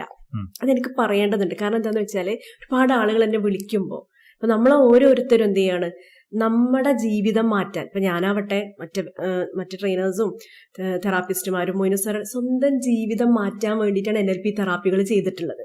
സ്വന്തം അകത്ത് അനുഭവിക്കുന്ന ടെൻഷന്, ദേഷ്യം, പേടി, പിന്നെ മറ്റുള്ളവരോടുള്ള വൈരാഗ്യം, പക, ഇങ്ങനെയൊക്കെയുള്ള ഇമോഷൻ, അതിനു വേണ്ടിയിട്ടാണ് ഈ NLP യൂസ് ചെയ്തിട്ടുള്ളത്. അങ്ങനെ സ്വന്തത്തിൽ വർഷങ്ങളോളം ഇത് ചെയ്ത് പിന്നെ ഇതൊരു പകർന്നു കൊടുക്കല, പിന്നെ ഇത് മറ്റുള്ളവർക്ക് കൊടുക്കാതിരിക്കാൻ വയ്യ, അങ്ങനെ സംഭവിച്ചതാണിത്. കാരണം അതിന് ഏറ്റവും വലിയ കാര്യം എന്നാണ്, ഇന്നും മനുഷ്യന്മാർക്ക് ഇല്ലാത്ത സാധനം എന്താ ഇല്ലാത്ത ചോദിച്ചിട്ടാണ് സമാധാനം എന്ന ആളുകൾക്കുണ്ടോ? പൈസ ഉണ്ട്, വീടുണ്ട്, വണ്ടിയുണ്ട്. അപ്പൊ ഈ സമാധാനം ഡയറക്റ്റ് ഈ NLP തെറാപ്പിയിലൂടെ ടെൻഷൻ അനുഭവിക്കുന്നവർക്ക് ഡയറക്റ്റ് എങ്ങോട്ടൊക്കെ കിട്ടുന്നത് സമാധാനത്തിലല്ലേ, പീസല്ലേ ആകുന്നത്. അതാണ് ഞാൻ പറഞ്ഞത്, ആ വേർഡ് നേരത്തെ. അപ്പൊ എനിക്ക് ഇപ്പോ ഓർമ്മ വരുന്നപ്പോ ഓരോ കേസുകൾ നമ്മുടെ അടുത്തേക്ക് വരുമ്പോഴേ, ചെറിയ പയ്യന്മാര്, ചില പാരന്റ്സിനോടൊക്കെയുള്ള പല വാശികൾ കൊണ്ട് പഠനത്തിന് ബുദ്ധിമുട്ടുന്ന ആളുകൾ. ഇപ്പൊ ഇന്നലെ കൂടി നമുക്കൊരു കേസ് വന്നു. അപ്പൊ എനിക്ക് നിങ്ങളൊക്കെ പറയുമ്പോൾ ഓരോ കേസുകൾ ഇങ്ങനെ ഓർമ്മ വരികയാണ്, നമ്മളിലേക്ക് വന്നതും മാറി പുറത്തുപോയ കേസുകളൊക്കെ. ഓരോ വിഷയം വാശിയ, പാരന്റ്സിനോടുള്ള വാശിയായിരിക്കും, ചിലപ്പോൾ കളിയാക്കലൊക്കെ കിട്ടിയിട്ടുള്ള വാശികൾ, ഇങ്ങനെ പല പ്രശ്നങ്ങളാണല്ലോ. അപ്പൊ എന്താ വിചാരിക്കും, ഇപ്പൊ യുവാക്കളൊക്കെ സംബന്ധിച്ചിടത്തോളം ഞാൻ കാണിച്ചു കൊടുക്കാം, നന്നായിട്ട് പഠിച്ച് പൈസ ഉണ്ടാക്കിയിട്ട്, ചിലരെന്തേ പഠനം ഡ്രോപ്പ് ചെയ്യുന്നു. എനിക്ക് പെട്ടെന്ന് ഓർമ്മ വന്നൊരു ഉദാഹരണമാണ്. ചിലരെന്താ പഠിച്ചിട്ട് നന്നായിട്ട് പൈസ ഉണ്ടാക്കിയിട്ട് വേണം സമാധാനം ഉണ്ടാക്കാൻ, സന്തോഷം ഉണ്ടാക്കാൻ എന്നൊക്കെ തെറ്റിദ്ധരിക്കാൻ. നേരത്തെ മനഫ് ഓൾറെഡി പറഞ്ഞു, നിങ്ങൾ അതെല്ലാം ഉണ്ടാക്കിയിട്ടും നിങ്ങൾക്ക് കിട്ടാത്തൊരു സാധനമായിരുന്നു സമാധാനം. അപ്പൊ ഇപ്പോഴും എല്ലാവരും തെറ്റിദ്ധരിച്ചിട്ടുള്ളത് എന്താ, പുറത്തുനിന്ന് കിട്ടേണ്ടതാണല്ലോ ഇതെല്ലാം. എന്നാൽ നമ്മൾ NLP ക്ലാസ്സിന് വന്നിട്ട് ട്രെയിനിങ്ങിനും കൗൺസിലിങ്ങിനും വന്ന പല പ്രായക്കാരുണ്ടല്ലേ. നമ്മളെ ക്ലാസ്സിൽ 15 വയസ്സ് മുതൽ അങ്ങോട്ട് 79 വയസ്സുള്ള ആളുകൾ, 83 വയസ്സുള്ള ആളുകൾ പോലും നമ്മൾ ട്രെയിനിങ് കഴിഞ്ഞവരുണ്ട്. ഒരുപാട് ആളുകൾ. ഇവർക്കൊക്കെ എന്താ സംഭവിക്കുന്നത്? അത് വിചാരിച്ചിട്ട് പണമൊന്നും ഉണ്ടാക്കുന്നില്ല എന്നല്ലല്ലോ. ഉള്ളിലുള്ള ശാന്തിയും സമാധാനവും ധൈര്യവും നമ്മളെ ജന്മനാ നമ്മുടെ അകത്ത് വെച്ചതിനൊക്കെ തിരിച്ച് കണ്ടെത്തണം. അവൈക്കനിങ് ആണ് നമ്മളെ തെറാപ്പിയിലൂടെ സംഭവിക്കുന്നത്. അതിന് നമ്മൾ നെഗറ്റീവായിട്ട് ഇന്ന് നമ്മൾ ഫേസ് ചെയ്യുന്ന ഇമോഷൻസിനെ ഒഴിവാക്കുമ്പോൾ, നമ്മുടെ അകത്ത് ഓൾറെഡി വെച്ചതിനെ കണ്ടെത്തുമ്പോൾ ഹാപ്പി ആയിട്ട് അവര് പഠിക്കുന്നവരാണെങ്കിൽ ഹാപ്പി ആയിട്ട് പഠിക്കുന്നു, കുട്ടികളാണെങ്കിൽ ഭാര്യ ഭർത്തൃ ജീവിതമാണ് ഹാപ്പി ആയിട്ട് ജീവിക്കുന്നു. നമ്മൾ എന്തിനു വേണ്ടിയിട്ടാണോ ഓടിയിരുന്നത്, വർഷങ്ങൾ ചക്രശ്വാസം വലിച്ച് സഹിച്ച് ഓടിനെ പൈസ ഉണ്ടാക്കിയിട്ട് സമാധാനം വരും, സന്തോഷം കിട്ടും എന്നുള്ളത് ഓൾറെഡി നമ്മുടെ അകത്തുണ്ട്. സാർ എപ്പോഴും പറയുന്ന ഉദാഹരണം എനിക്ക് ഓർമ്മ, നമ്മൾ കിടന്നുറങ്ങുന്ന കട്ടിലിന്റെ അടിയില് ഡയമണ്ട് ഉണ്ട്, നമ്മൾ പുറത്തന്വേഷിക്കുകയാണ്, ചെരൽക്കല്ലുകള് പുറത്തന്വേഷിക്കുകയാണ്.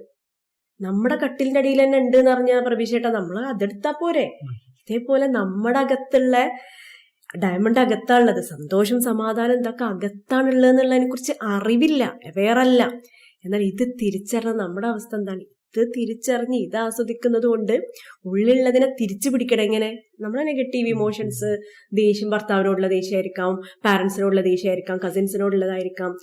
ഇതെല്ലാം നമ്മൾ ദേഷ്യവും പകയും വിഷമവും സങ്കടവും കുറ്റബോധവും ഇതെല്ലാം എടുത്ത് മാറ്റുമ്പോൾ ഉള്ളിലുള്ള നിലവറ അതിനെ തിരിച്ചു പിടിക്കുമ്പോൾ ഇന്ന് സന്തോഷമായിട്ട് നമ്മൾ ജോലി ചെയ്യുന്നു. ഇപ്പം എന്നെ സംബന്ധിച്ചിട്ട് ഞാൻ സന്തോഷമായിട്ട് വീട് നോക്കുന്നുണ്ട്, വീട്ടിലെ കുക്കിംഗ് ചെയ്യുന്നുണ്ട്, എൻ്റെ പ്രൊഫഷൻ ട്രെയിനിങ് ആവട്ടെ, എൻ്റെ ജോലി ഞാൻ ചെയ്യുന്നുണ്ട്. മുമ്പ് എന്തായിരുന്നു അതിപ്പോൾ പറയണ്ടല്ലോ. പ്രഭീഷേട്ടനെ സംബന്ധിച്ചിടത്തോളം പ്രഭീഷേട്ടനെ അറിയാം, ഇതെല്ലാം നമ്മൾ പറഞ്ഞു വരുന്നത്. പ്രഭീഷേട്ടൻ ഇപ്പം എന്താണ്, ഇപ്പം ഫസ്റ്റ് പ്രഭീഷേട്ടൻ പറഞ്ഞത് പറയാണ്, ഞാനിപ്പോൾ ഇവിടെ ഇരുന്ന് ഇങ്ങനെ സംസാരിക്കുന്നു എന്ന് പ്രഭീഷേട്ടൻ. മുമ്പ് ഒരാളോട് സംസാരിക്കാൻ ധൈര്യമില്ലായിരുന്നു എന്ന് പറഞ്ഞില്ലേ. എന്താ സംഭവിച്ചത്? ഇപ്പൊ എന്തിനും പറ്റിയാണ്. ഇത് ഓടിയിട്ട് കിട്ടിയതാണോ? നിങ്ങളുടെ ഉള്ളിൽ നിന്ന്. ഇതാണ് എനക്ക് എന്ത് ചെയ്യേണ്ടത്, ഇതാണ് മറ്റുള്ളവരോർക്ക് ഷെയർ ചെയ്യണം. നമ്മുടെ അകത്തുണ്ട് ഡയമണ്ട്. മറ്റതെല്ലാം എന്ത് ചെയ്യാണ്, നമ്മൾ പിടിച്ചു വെക്കുന്ന പലതും ഉണ്ടല്ലോ, ഇമോഷൻ, വാശി, ദേഷ്യം, ഇതൊക്കെ ചരൽക്കല്ലുകളാണ്. ഇതൊക്കെ വലിച്ചെറിയ, ഡയമണ്ട് അകത്തുണ്ട്. അതിലേക്ക് വന്നോണ്ടല്ലേ മനഫ്ക ഇന്ന് നിങ്ങൾ അതേ ബിസിനസ് ഹൈ ലെവലിൽ ചെയ്യുന്നില്ലേ? അതേ ബിസിനസ് വേണ്ടാന്നാണോ, പൈസ ഉണ്ടാക്കണ്ടെന്നാണോ? അല്ല, എല്ലാം വേണം. ഫാമിലി, ബിസിനസ്, പുറത്തു ട്രിപ്പ് പോകാം, ഭക്ഷണം കഴിക്കാൻ പോയി, ഇതൊന്നും ഒഴിവാക്കലല്ല. ഉള്ളിലുള്ള യഥാർത്ഥ സന്തോഷത്തിലും സമാധാനത്തിലും എന്തും നമുക്ക് എഫേർട്ട്ലെസ് ആയിട്ട് സിമ്പിൾ ആയിട്ട് ചെയ്യാം.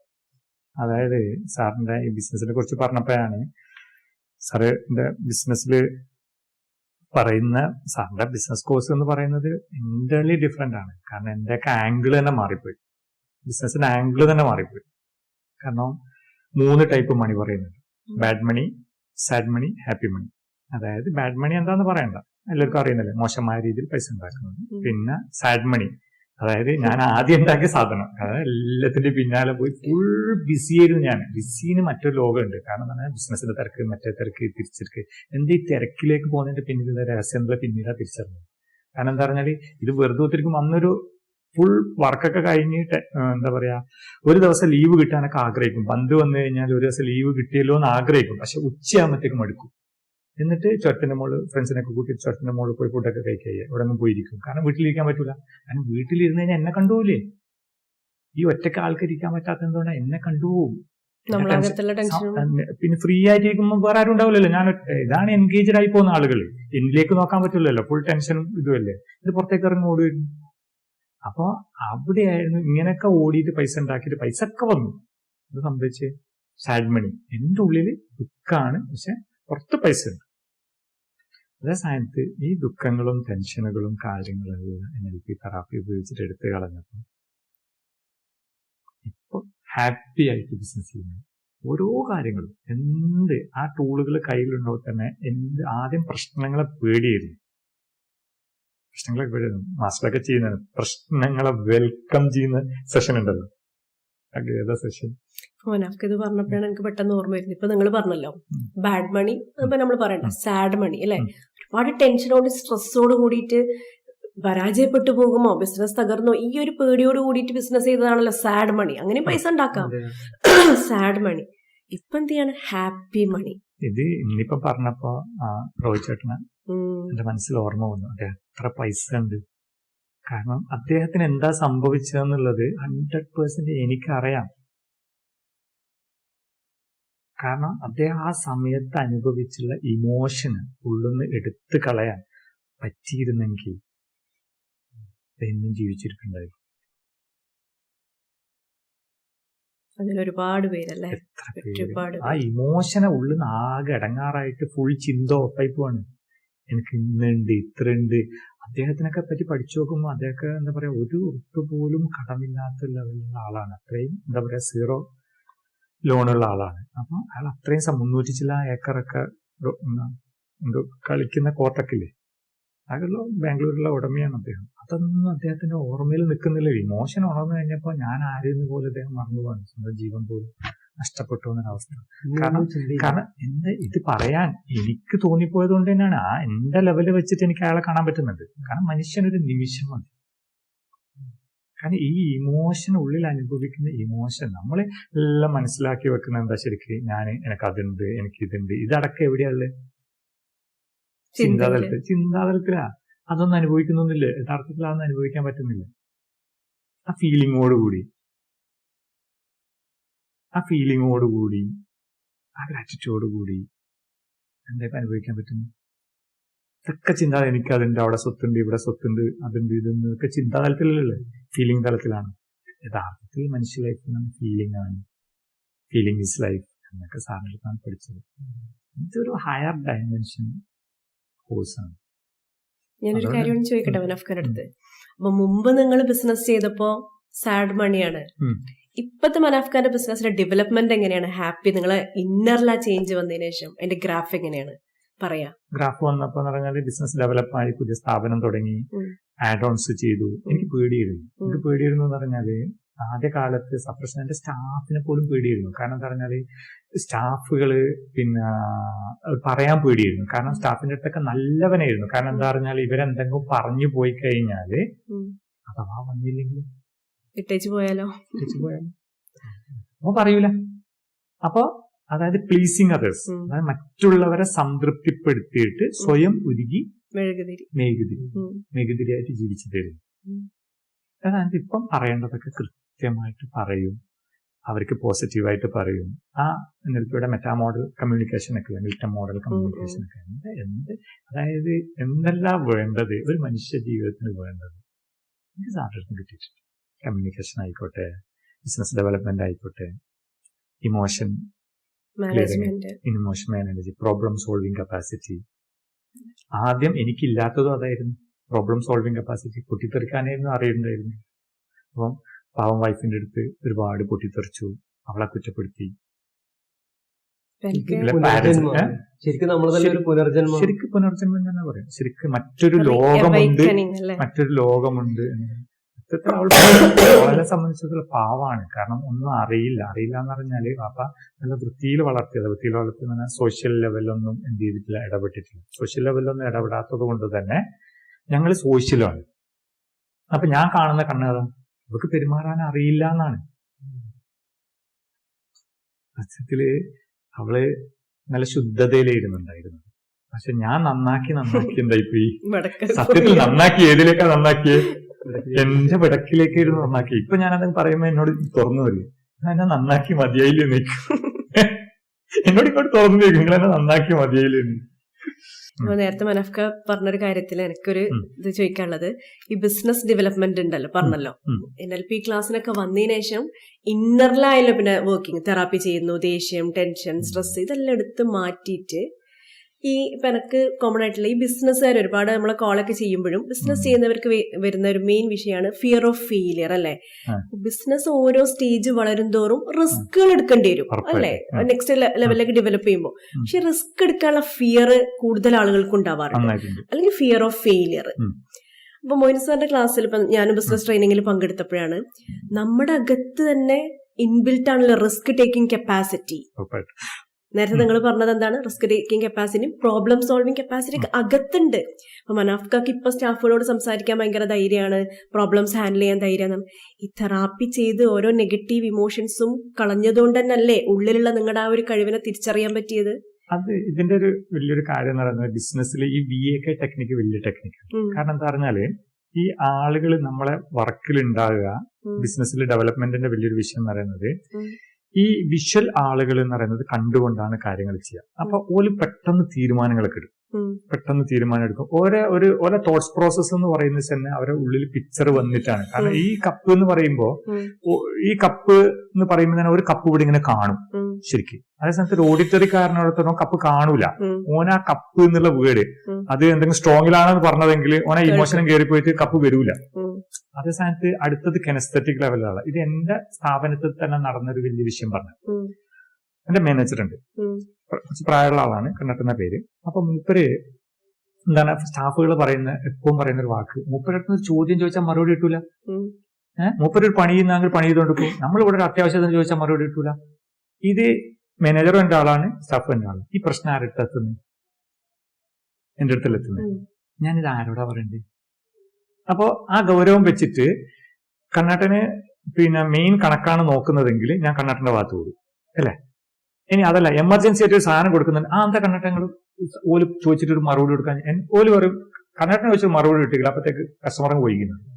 കണ്ണാട്ട ഒരു കസ്റ്റമർ വന്നിട്ട് നിങ്ങളത് മൈൻഡ് ചെയ്തില്ലല്ലോ, എന്താ സംഭവിച്ചതെന്ന് ചോദിച്ചിട്ട് ഞാൻ ചൂടാവും. അപ്പോഴാണ് ഞാൻ തിരിച്ചറിഞ്ഞത് ഈ കെനസ്തെറ്റിക് ആളുകൾ അവർ പെട്ടെന്ന് ഡിസിഷൻ വരില്ല. അവരോട് സ്ലോയിലാണ് സംസാരിക്കേണ്ടത്. അവരൊരു കാര്യം ചെയ്യുകയാണെങ്കിൽ അത് ശരിക്കും അവർ ഫീൽ ചെയ്തിട്ടാണ്. അപ്പോ ഇത് ആരെ പറഞ്ഞ് മനസ്സിലാക്കി കൊടുത്ത്? ഈ വിഷ്വൽ സ്റ്റാഫിനെ പറഞ്ഞ് മനസ്സിലാക്കി കൊടുത്തു. അപ്പൊ വിഷ്വൽ സ്റ്റാഫിനോട് ഞാൻ പറയും, മൂപ്പരോട് നിങ്ങൾ സംസാരിക്കുകയാണെങ്കിൽ കണ്ണട്ട നമ്മുടെ ആ ഒരു വിഷയം ഉണ്ടല്ലോ എന്നുള്ള പോസിറ്റ് സംസാരിക്കണം. അപ്പൊ ഇതെന്താ വിഷയം എന്ന് പറയുന്നത്, കെനസ്തെറ്റിക് ലെവലിലുള്ള ആളുകളോട് നമ്മൾ ഇപ്പൊ കണ്ണട്ട ആ സാധനം ഉണ്ടല്ലോ നമ്മുടെ ഇന്ന സൂപ്പർ മാർക്കറ്റിൽ ഇന്ന പൈസ എന്ന് പറയുമ്പോൾ കണ്ണാട്ടാന്നും കേട്ടിട്ടുണ്ട്, സൂപ്പർ മാർക്കറ്റും കേട്ടിട്ടുണ്ട്, ബാക്കിയുള്ള കേട്ടിട്ടുണ്ടാവും. കേൾക്കൂല. ഓലിക്കത് ക്യാച്ച് ചെയ്ത് വരില്ല. ഓളുള്ളിൽ അത് ഫീലിംഗ് ആയി വരാൻ കുറച്ച് സമയം എടുക്കും. അപ്പൊ ഓലിക്ക് ആ പോസിറ്റീവ് സംസാരിക്കണം. സാറിന്റെ കോഴ്സിൽ തന്നെ അത് പ്രത്യേകം മെൻഷൻ ചെയ്ത് പറഞ്ഞിരുന്നല്ലോ. അപ്പൊ വിഷ്വൽ ആളുകളാണ് എന്ത് വേണ്ടത്, സെയിൽസിൽ വേണ്ടത്. ഒരു പെട്ടെന്ന് തീരുമാനം എടുക്കും. പക്ഷെ തീരുമാനം എടുക്കുന്നതിൽ അപാകതകൾ കൂടും. അപ്പൊ അക്കൗണ്ട്സിൽ ആര് വരണം, ബില്ലിങ്ങിൽ ആര് വരണം, ബില്ലിംഗ് സെക്ഷനിൽ ഏത് കാറ്റഗറി ആള് വരണം, സെയിൽസിൽ ആര് വരണം, ഇതൊക്കെ മാറ്റം വരുത്തിയപ്പോ അത് കൃത്യമായി ഓർഡർ വരാൻ തുടങ്ങി. അപ്പൊ ഇവര് ഇരുന്ന് സംസാരിക്കുമ്പോൾ തന്നെ ഇത് ഏതാണ് പാറ്റേൺ, എങ്ങനെയാണ് പറഞ്ഞത്. അപ്പൊ ഞാൻ അപ്പൊ മറ്റേയാളെ വിളിക്കും, എന്തേ സംസാരിച്ചത്, ഇങ്ങനെ സംസാരിക്കും. അപ്പൊ ഞാൻ ഇത് റിമൈൻഡ് ചെയ്ത് വെക്കും. എന്നോട് പ്രശ്നം വരുന്ന ആളോട് തന്നെ സ്പീഡിലായിരുന്നു സംസാരിച്ചത്, മെല്ലെയായിരുന്നു സംസാരിച്ചത്. അപ്പൊ എന്നെ ഒരു കത്തു ഇത്രേ ചോദിക്കണ്ടു. കാരണം നിങ്ങളുടെ അടുത്ത് ഞാൻ കാര്യങ്ങൾ കൃത്യമായി ഡെഫിൻ ചെയ്ത് പറഞ്ഞു തന്ന് അതിനുശേഷം നിങ്ങൾ അയാളുടെ അടുത്ത് പോയിട്ട് ഇങ്ങനെ സംസാരിച്ച് നിങ്ങൾക്ക് റിസൾട്ട് കിട്ടി. വീണ്ടും ആ കംപ്ലൈന്റ് വരുമ്പോൾ ഞാൻ എന്ത് ചെയ്താൽ മതി, അന്നത്തൊരു കാര്യം ഉണ്ടായിരുന്നു, ഇങ്ങനെയായിരുന്നോ സംസാരിച്ചത്, അല്ലെങ്കിൽ അങ്ങനെ സംസാരിച്ചു പോയിരുന്നോ എന്നല്ലേ റിപ്പോർട്ട് ചെയ്യണ്ടു, ഒന്ന് റിമൈൻഡ് ചെയ്ത്. അപ്പൊ ഒരു കത്തി അതെന്നോട് സ്പീഡായിപ്പോയി എന്ന് ആര് പറയൂ? അപ്പൊ തെറ്റാരെടുത്താ വരുന്നത്? മറ്റേ ആളുടെ അടുത്താണോ, പറഞ്ഞ ആളുടെ അടുത്താണോ? അയാളുടെ നേച്ചറാണത്. ഒരാളുടെ നേച്ചർ നമുക്ക് മാറ്റാൻ കഴിയില്ല. അയാളുടെ സാറിന്റെ ഭാഷ പറഞ്ഞു കഴിഞ്ഞാല് നമുക്ക് ചൈനക്കാരനോട് പോയിട്ട് മലയാളത്തിൽ പറഞ്ഞു കഴിഞ്ഞാല് നമുക്ക് തിരിയൂലേ. നമ്മൾ പലതിലും പറയുന്നെന്താ, ഞാൻ പറയുന്നത് ഓർക്കൊന്നും തിരിയുന്നില്ല എന്നല്ലേ പറയാ. ഞാൻ പറയുന്നത് ഓർക്കൊന്നും തിരിയുന്നില്ല എങ്ങനല്ലേ പറയാ. ഞാൻ പറഞ്ഞോർക്ക് ഞാൻ മലയാളത്തിൽ തന്നെയല്ലേ പറയുന്നത്, എനിക്കെന്താ മനസ്സിലാകാത്തത്, ഞാൻ എത്ര എന്നോട് പറഞ്ഞു എന്നൊക്കെയല്ലേ പറയുന്നത്. അപ്പോഴാണ് ഈ വിഷ്വൽ ആളുകളുടെ, അതായത് വിഷ്വൽ ആളുകളുടെ പ്രത്യേകത ഈ കൈകൊണ്ട് പറയുന്നതൊക്കെ ആംഗ്യ ഭാഷയിൽ പറയണം. അപ്പൊ വേർഡ്സിന്, നമ്മുടെ കമ്മ്യൂണിക്കേഷനിൽ വേർഡ്സിന് 7% വാക്കുകൾക്ക് പ്രാധാന്യമുള്ളൂ. ബാക്കി 38% ബോഡി ലാംഗ്വേജിനാണ്. ബാക്കി 55% അദ്ദേഹം അനുഭവിക്കുന്ന ഫീലിങ്സിനാണ് എന്നൊക്കെയുള്ള ഓരോ തലങ്ങളും ഡീപ്പ് ഇന്നർ തലങ്ങളാണ് ഓരോന്ന് തിരിയുന്നത്. അപ്പൊ തന്നെ എന്ത് ചെയ്ത് ഒരുപാട് വിഷയങ്ങൾ എന്ത് ചെയ്ത് സോൾവ് ആയി. പിന്നെ എങ്ങനെ കമ്മ്യൂണിക്കേറ്റ് ചെയ്യണം, കമ്മ്യൂണിക്കേഷൻ മാസ്റ്ററി വരും. എങ്ങനെ കമ്മ്യൂണിക്കേറ്റ് ചെയ്യണം, അത് ബിസിനസ്സിലായിക്കോട്ടെ, പേഴ്സണൽ ലൈഫിലായിക്കോട്ടെ, മക്കളോടായിക്കോട്ടെ, ഏത് രീതിയിൽ കമ്മ്യൂണിക്കേഷൻ ചെയ്യണം, അങ്ങനെയൊക്കെ ഒരുപാട് എല്ലാത്തിനും സൊല്യൂഷൻസ്. അതായത് നമ്മൾ സാധാരണഗതിയിൽ സംസാരിക്കേണ്ട പ്രശ്നങ്ങൾ ഇവിടെ എന്തേ ഉള്ളൂ, സൊല്യൂഷൻ ബേസ്ഡ് ആണ്. ജീവിതേ മാറിയതാണ്. ഞാൻ സ്റ്റാഫിനോടൊക്കെ സംസാരിക്കുമ്പോൾ തന്നെ പ്രശ്നങ്ങൾ സംസാരിക്കുമ്പോൾ ഞാൻ അവരുടെ അടുത്ത് പറയും, നമുക്ക് പ്രശ്നങ്ങളെ കുറിച്ച് സംസാരിക്കണം, സൊല്യൂഷനെ കുറിച്ച് സംസാരിക്കണം എന്ന് വെച്ചാൽ ഇതേ ചോദിക്കുള്ളൂ. അപ്പൊ ഇങ്ങനെ സംസാരിക്കുമ്പോൾ നമുക്ക് ഇത് അല്ലെങ്കിൽ പ്രശ്നമൊന്നും സംസാരിക്കില്ല, നമുക്ക് ഇത് സംസാരിക്കണോ അല്ലെ ഇതിനുള്ള സൊല്യൂഷൻ സംസാരിക്കലാണോ കുറച്ചുകൂടി നല്ലത്, സൊല്യൂഷൻ സംസാരിക്കണം. അപ്പൊ ഒരു വിഷയം അവർ അവതരിപ്പിക്കുന്ന ഇതിനെന്താ നിങ്ങൾ കാണുന്ന സൊല്യൂഷൻ, അവരുടെ തന്നെ അവതരിപ്പിക്കും. കാരണം ഒരു പ്രശ്നം പറയുന്ന ആളുകൾ തന്നെ അതിനുള്ള സൊല്യൂഷനും ഉണ്ടാവും. അപ്പൊ അത് ഡിസ്കഷനായിട്ട് പോകും. സൊല്യൂഷൻ ആളുകൾ പറയാത്ത എന്താ, ഞാൻ പറഞ്ഞാൽ എടുക്കൂല എന്നുണ്ടാവും. എടുക്കൂല. നിങ്ങളിപ്പോ ഒരു കാര്യം പറയുന്ന പ്രശ്നം പറയുന്നത് എന്തിനാ, നിങ്ങളെടുത്ത അതിന്റെ സൊല്യൂഷനും ഉണ്ടാവും. ഇത് പറയാൻ പേടിയിരിക്കും, ഞാൻ പറഞ്ഞാൽ സ്വീകരിക്കും എന്നുള്ള പേടിയിരിക്കും. അയാളോട് ചോദിച്ചേ, ഓക്കെ അങ്ങനെ ഒരു വിഷയം ഉണ്ടല്ലേ, അപ്പൊ അതിന്റെ സൊല്യൂഷൻ എന്താ കാണുന്നത്, സൊല്യൂഷൻ പറഞ്ഞു തരും. അപ്പൊ ആ സൊല്യൂഷൻ തന്നെ മതി എനിക്ക്, ഞാൻ ഇതിന്റെ പിന്നാലെ ഒന്നും പോകണ്ട, ഞാൻ അധികം തലകൊണ്ടാക്കണ്ട, സൊല്യൂഷൻ ഓരോരുത്തർ തന്നെ ഉണ്ടാവും. അപ്പൊ ആ സൊല്യൂഷനിൽ ചെറിയ 1-2 കറക്ഷൻസ് വരുത്തിക്കൊടുക്കാം, അപ്പൊ അവരും ഹാപ്പി, ഞാൻ ഹാപ്പി. മനാഫ്ക്കപ്പ ഈ സൊല്യൂഷന്റെ കാര്യം വന്നപ്പോഴേ, എന്താണ് നമ്മൾ NLPക്ക് വന്നതിന് ശേഷം 100% സൊല്യൂഷൻ ആണ് NLP എന്നുള്ളത്. NLP therapy emotional solution. Emotion solve ആയ പുറത്തുള്ളത് നമുക്ക് സോൾവ് ആക്കാം. കാരണം റിസ്ക് എടുക്കാനുള്ള കപ്പാസിറ്റിയും പ്രോബ്ലം സോൾവിങ് കപ്പാസിറ്റി, ആ ധൈര്യവും കോൺഫിഡൻസും അല്ലാത്ത സ്നേഹവും വിട്ടുകൊടുക്കാനുള്ള ആ ഒരു ഇതൊക്കെ വന്നു കഴിഞ്ഞാൽ പിന്നെ ഇവിടെ പ്രശ്നം പുറത്തുനിന്നും സോൾവ് ചെയ്തൂടെ. പുറത്ത് മാത്രം സോൾവ് ചെയ്യാൻ പോയതുകൊണ്ടാണ് ആദ്യമൊക്കെ നമ്മളെല്ലാരും ടെൻഷൻ അടിച്ച് പരാജയപ്പെട്ട് ദുഃഖിച്ച് സപ്രസ് ചെയ്ത് ജീവിച്ചത്. ഇന്നെന്താണ് ആ സൊല്യൂഷനിലേക്ക് ഫോക്കസ് ചെയ്യുന്നത്. ഫസ്റ്റ് സൊല്യൂഷൻ എവിടെ, അകത്ത് സോൾവ് ചെയ്യുന്നു. പുറത്തുനിന്നൊരു പ്രശ്നം വരുന്നു, അകത്ത് എന്ത് ചെയ്യുന്നു, ആദ്യം സോൾവ് ചെയ്യുന്നു. ഉള്ളിൽ നിന്ന് അതിനെ സോൾവ് ചെയ്യുന്നു. ഓട്ടോമാറ്റിക് ആയിട്ട് എന്ത് ചെയ്യാണ്, പുറത്തത്തെ പ്രശ്നം എങ്ങനെയാണോ ഹാൻഡിൽ ചെയ്യേണ്ടത് അതിനെ ഭംഗിയായിട്ട് ഹാൻഡിൽ ചെയ്യാൻ പറ്റുന്നു. ക്ഷമിക്കാണ്, ചിലത് നമ്മൾ ക്ഷമിക്കേണ്ടി വരും അല്ലെ, സൈലന്റ് ആവേണ്ടി വരും. ഓക്കെ, അപ്പോഴും സപ്രഷൻ അല്ല, മുമ്പ് സൈക്കലായിരുന്നു, ഒന്നും പറഞ്ഞിട്ടൊന്നും കാര്യമില്ല, മിണ്ടാതൊക്കെ തന്നെ, അതെങ്ങനെയായിരുന്നു സൈക്കന്നെ, സ്വയം രോഗിയായി പോവാ. ഇന്ന് അങ്ങനല്ലല്ലോ. ഇനി ചിലത് സൈലന്റ് ആയിരിക്കും, ചിലത് കുറച്ച് വെയിറ്റ് ചെയ്യേണ്ടി വരും. പെട്ടെന്ന് പോയിട്ട് എല്ലാം ചെയ്യാൻ പറ്റിക്കൊള്ളുന്നില്ല. അവിടെ ഉള്ളിൽ എന്താണ്, ശാന്തിയാണ്, ക്ഷമയാണ്, സന്തോഷമാണ്, വിട്ടുകൊടുക്കലാണ്, മാപ്പ് കൊടുക്കലാണ്, ഇതെല്ലാം ഉള്ളിലുള്ളതാണ്. അതാണ് മൊയ്നു സാറിന്റെ NLP ട്രെയിനിങ്ങിന് വന്നിട്ട് എനിക്ക് കിട്ടിയ വലിയ മഹാഭാഗ്യം. അതുകൊണ്ട് പുറത്ത് നമ്മൾ ആരും പോയി ഹേർട്ട് ചെയ്യേണ്ടതില്ല, ബന്ധങ്ങളും വഷളാവുന്നില്ല. മുമ്പ് കമ്മ്യൂണിക്കേഷൻ പ്രശ്നം, ബിഹേവിയറിൽ പ്രോബ്ലം. ബിക്കോസ് ഇവിടെ എന്താണ്, ടെൻഷനും സ്ട്രെസ്സും വൈരാഗ്യവും ദേഷ്യവും കുറ്റപ്പെടുത്തലും ഇതെല്ലാം ഉള്ളത്. ഇപ്പൊ ഏറ്റവും വലിയ ജീവിതത്തിലെ ബ്യൂട്ടി എന്ന് പറയുമ്പോൾ ഒരാൾ നമ്മളെ കുറ്റപ്പെടുത്തുകയാണ്, കളിയാക്കുകയാണ്, അല്ലെങ്കിൽ നമ്മളെ കുറിച്ച് എന്തോ കുറ്റം പറഞ്ഞു നമ്മൾ കേൾക്കുകയാണ്. അപ്പോഴും എന്താ ചെക്ക് ചെയ്യുന്നത്, അവരോട് എനക്കെന്താ ഫീൽ ചെയ്യുന്നത്, എനിക്ക് വല്ല ദേഷ്യവും വരുന്നുണ്ടോ, ഇറിറ്റേഷനും ഉണ്ടോ, അസ്വസ്ഥ. ഇതാണ് മൊയ്നു സാറിന്റെ ഗൈഡൻസ്. നമ്മുടെ ട്രെയിനിങ്ങിലൂടെ സംഭവിക്കുന്നത് ഇൻഡിവിജ്വാലിറ്റി ഡെവലപ്മെന്റ്, നമ്മളിലേക്ക് വരിക, എന്നിലേക്ക് വരിക. അപ്പോൾ പുറത്തും വളരെ ഭംഗിയായിട്ട് മുന്നോട്ട് പോകാൻ പറ്റുകയാണ്. ഇതെല്ലാം ഇന്ന് ഓരോരുത്തർക്കും സംഭവിച്ചുകൊണ്ടിരിക്കുന്നത്. അതാണ് സക്സസ് വാലിയുടെ NLP ട്രെയിനിങ്ങിന്റെയും ലൈഫാണ് സാറ് പഠിപ്പിക്കുന്നത്. വാക്കല്ലല്ലോ ഇത്, പഠിപ്പിക്കലല്ലോ, അനുഭവിപ്പിക്കുകയാണ്. അത് ഒരു വ്യക്തിയിൽ നിന്ന് ഭാര്യ ഭർത്തൃ ബന്ധം, പാരന്റിങ്, ബിസിനസ്, സോഷ്യൽ എല്ലാം ഓട്ടോമാറ്റിക്കായിട്ട് സംഭവിക്കുകയാണ്. പിന്നെ മുമ്പൊക്കെ നമ്മൾ പുറത്തേക്കാണ് ഓടിയിട്ടുണ്ടായിരുന്നത്. സ്വഭാവം ഒന്ന് ശരിയാക്കണം, ഭർത്താവിനോട് നന്നായിട്ട് നല്ല ഭാര്യ എങ്ങനെ ആവുക, പുറത്തുനിന്ന് ബിഹേവിയറിൽ പ്രശ്നം വരുമ്പോൾ അതെല്ലാം കാറ്റും. അതാണ് എനിക്ക് കിട്ടിയ വലിയ, അതന്നെയാണ് ഇന്ന് നമ്മൾ സക്സസ് വാലി കൗൺസിലിങ്ങിന് വരുമ്പോഴും കേട്ടോ. ഇപ്പൊ ഫാമിലി കൗൺസിലിങ്ങിന് വരുമ്പോൾ, മാരിറ്റൽ പ്രോബ്ലത്തിന് കൗൺസിലിങ്ങിന് വരുമ്പോഴൊക്കെ നമ്മൾ അവരുടെ അടുത്ത് പറയുന്നത് എന്താണ്, നിങ്ങളെ പ്രശ്നം എന്തോ ആവട്ടെ. സാധാരണ ഒരു കൗൺസിലിങ്ങിനൊക്കെ എന്നോട് റിപ്പോർട്ട് ചെയ്യാറുള്ള കുറേ ചർച്ചകൾ സംഭവിക്കില്ലേ, പ്രശ്നങ്ങൾ, ഭാര്യന്റെ പ്രശ്നം, ഭർത്താവിന്റെ പ്രശ്നം, രണ്ടുപേരും ഒരുമിച്ചിരുന്നിട്ടുള്ള പ്രശ്നം കേൾക്കുക. നമ്മളത് അതൊന്നുമല്ല, പ്രശ്നങ്ങൾ പുറത്തന്നെയാണ്. അവരുള്ളിൽ അവരനുഭവിക്കുന്നത് എന്താണ്. അതുകൊണ്ട് സിമ്പിളായിട്ട് അവരെ രക്ഷപ്പെടുത്താനും പറ്റുകയാണ്. ഒരു ഭാര്യ ഭർത്തൃ പ്രശ്നത്തിന് വരികയാണെങ്കിൽ ഭർത്താവിനോട് കടുത്ത ദേഷ്യം ഉണ്ടാവുമല്ലോ, ഭാര്യക്ക് കടുത്ത സങ്കടങ്ങളും ദേഷ്യം. ഇവിടെയാണ് നമ്മൾ ഇടപെടുന്നത്. മൊയ്നു സാറിന്റെ ആ ട്രെയിനിങ്ങിലൂടെ NLP-യിലൂടെ പഠിപ്പിച്ച് നമ്മൾ എക്സ്പീരിയൻസ് ചെയ്ത ഇമോഷണൽ ഇടപെടുമ്പോൾ ആ ദേഷ്യം പോയി കഴിയുമ്പോൾ, വല്ലാത്ത വൈരാഗ്യം പോകുമ്പോൾ വല്ലാത്ത സ്നേഹവും സമാധാനം സംഭവിക്കുകയാണ്. അപ്പോൾ ഓട്ടോമാറ്റിക് പിന്നെ അവർ ഒരുമിച്ചാണ് പുറത്തത്തെ പ്രോബ്ലം സോൾവ് ചെയ്യുന്നത്. കുട്ടികളാവട്ടെ, പഠനത്തിന്റെ വിഷയമാവട്ടെ, ബിസിനസ് വിഷയങ്ങളാവട്ടെ. കാരണം എന്നെ സംബന്ധിച്ചിടത്തോളം മൊയ്നു സാറിന്റെ കൂടെ വർഷങ്ങളായിട്ട് സാറിന്റെ അടുത്തേക്ക് ഫസ്റ്റ് NLP ട്രെയിനിങ്ങിന് വന്നിട്ട് പിന്നെ പോയിട്ടില്ല, ഈ ട്രെയിനിങ് വിട്ട് പോയിട്ടില്ല. കാരണം എനിക്ക് എന്നെ കിട്ടുകയാണ്, എന്റെ ജീവിതമാണ് തിരിച്ചു കിട്ടിയത്. ജീവിതം തിരിച്ചു തന്ന ഒരാളെ ജീവിതം തിരിച്ചു തരിക എന്ന് പറയുമ്പോൾ എന്റെ അകത്ത് തന്നെയുള്ള സന്തോഷത്തിന് അതാണല്ലോ ജീവിതം. അത് തിരിച്ചു കിട്ടിയോട് പിന്നെ ഇവിടെ വിട്ട് പോയിട്ടില്ല. അതുകൊണ്ട് തന്നെ ഇപ്പോൾ ഒരുപാട് കേസുകൾ അറിയാം, ഒരുപാട് ആളുകൾ ഫേസ് ചെയ്യുന്ന. ഇപ്പൊ മനഫ്ക്കൊക്കെ അറിയാലോ ഒരുപാട് കേസുകൾ. അതിന്റെ ഒരു വിഷയം പറയട്ടെ. അതിപ്പോ എനിക്ക് പരിചയമുള്ള ആളുകളിൽ തന്നെ സസാലയുടെ തന്നെ തെറാപ്യൂട്ടിക്കൽ കൗൺസിലിംഗ് ഞാൻ അയക്കാറുണ്ട്. അപ്പൊ എന്റെ കുടുംബത്തിന് അയക്കാറുണ്ട്, ഫ്രണ്ട്സിന് അയക്കാറുണ്ട്. എല്ലാവർക്കും നല്ല റിസൾട്ടാണ് വന്നത്. ഓരോരുത്തരും ഇപ്പൊ എന്നെ വന്നതിന് ശേഷം ഞാനിത് കുറച്ച് മുന്നേ അറിയേണ്ടതായിരുന്നു, അതാണ് കൂടുതൽ ആളുകളും പറയാറുള്ളത്. അപ്പോ ഇതിന് വേറൊരു വിഷയം വന്നത് പറഞ്ഞാല്, ഒരു ഫാമിലിയിൽ ഒരു വിഷയം ഉണ്ടായിട്ട് തിരിച്ചുണ്ട്. തിരിച്ചുള്ള വിഷയം എന്താ പറഞ്ഞാല്, ഒരു ഫാമിലിയിൽ ഒരു വിഷയം ഉണ്ടായിട്ട് എന്നെ വിളിച്ച് പറഞ്ഞു, സംസാരിച്ചു. അപ്പൊ അവൻ പറയാണ് വൈഫ് വരാതെ എങ്ങനെ പോകും. അപ്പോഴും അവൻ ആരിലേക്കാ നോക്കുന്നത്? വൈഫിലേക്കല്ലേ നോക്കുന്നത്. അപ്പം വൈഫ് വന്നു കഴിഞ്ഞാല്, വൈഫും ഇല്ലാതെ ഞാൻ മാത്രം പോയോണ്ട് എങ്ങനെയാ ലൈഫ് നന്നാകുക?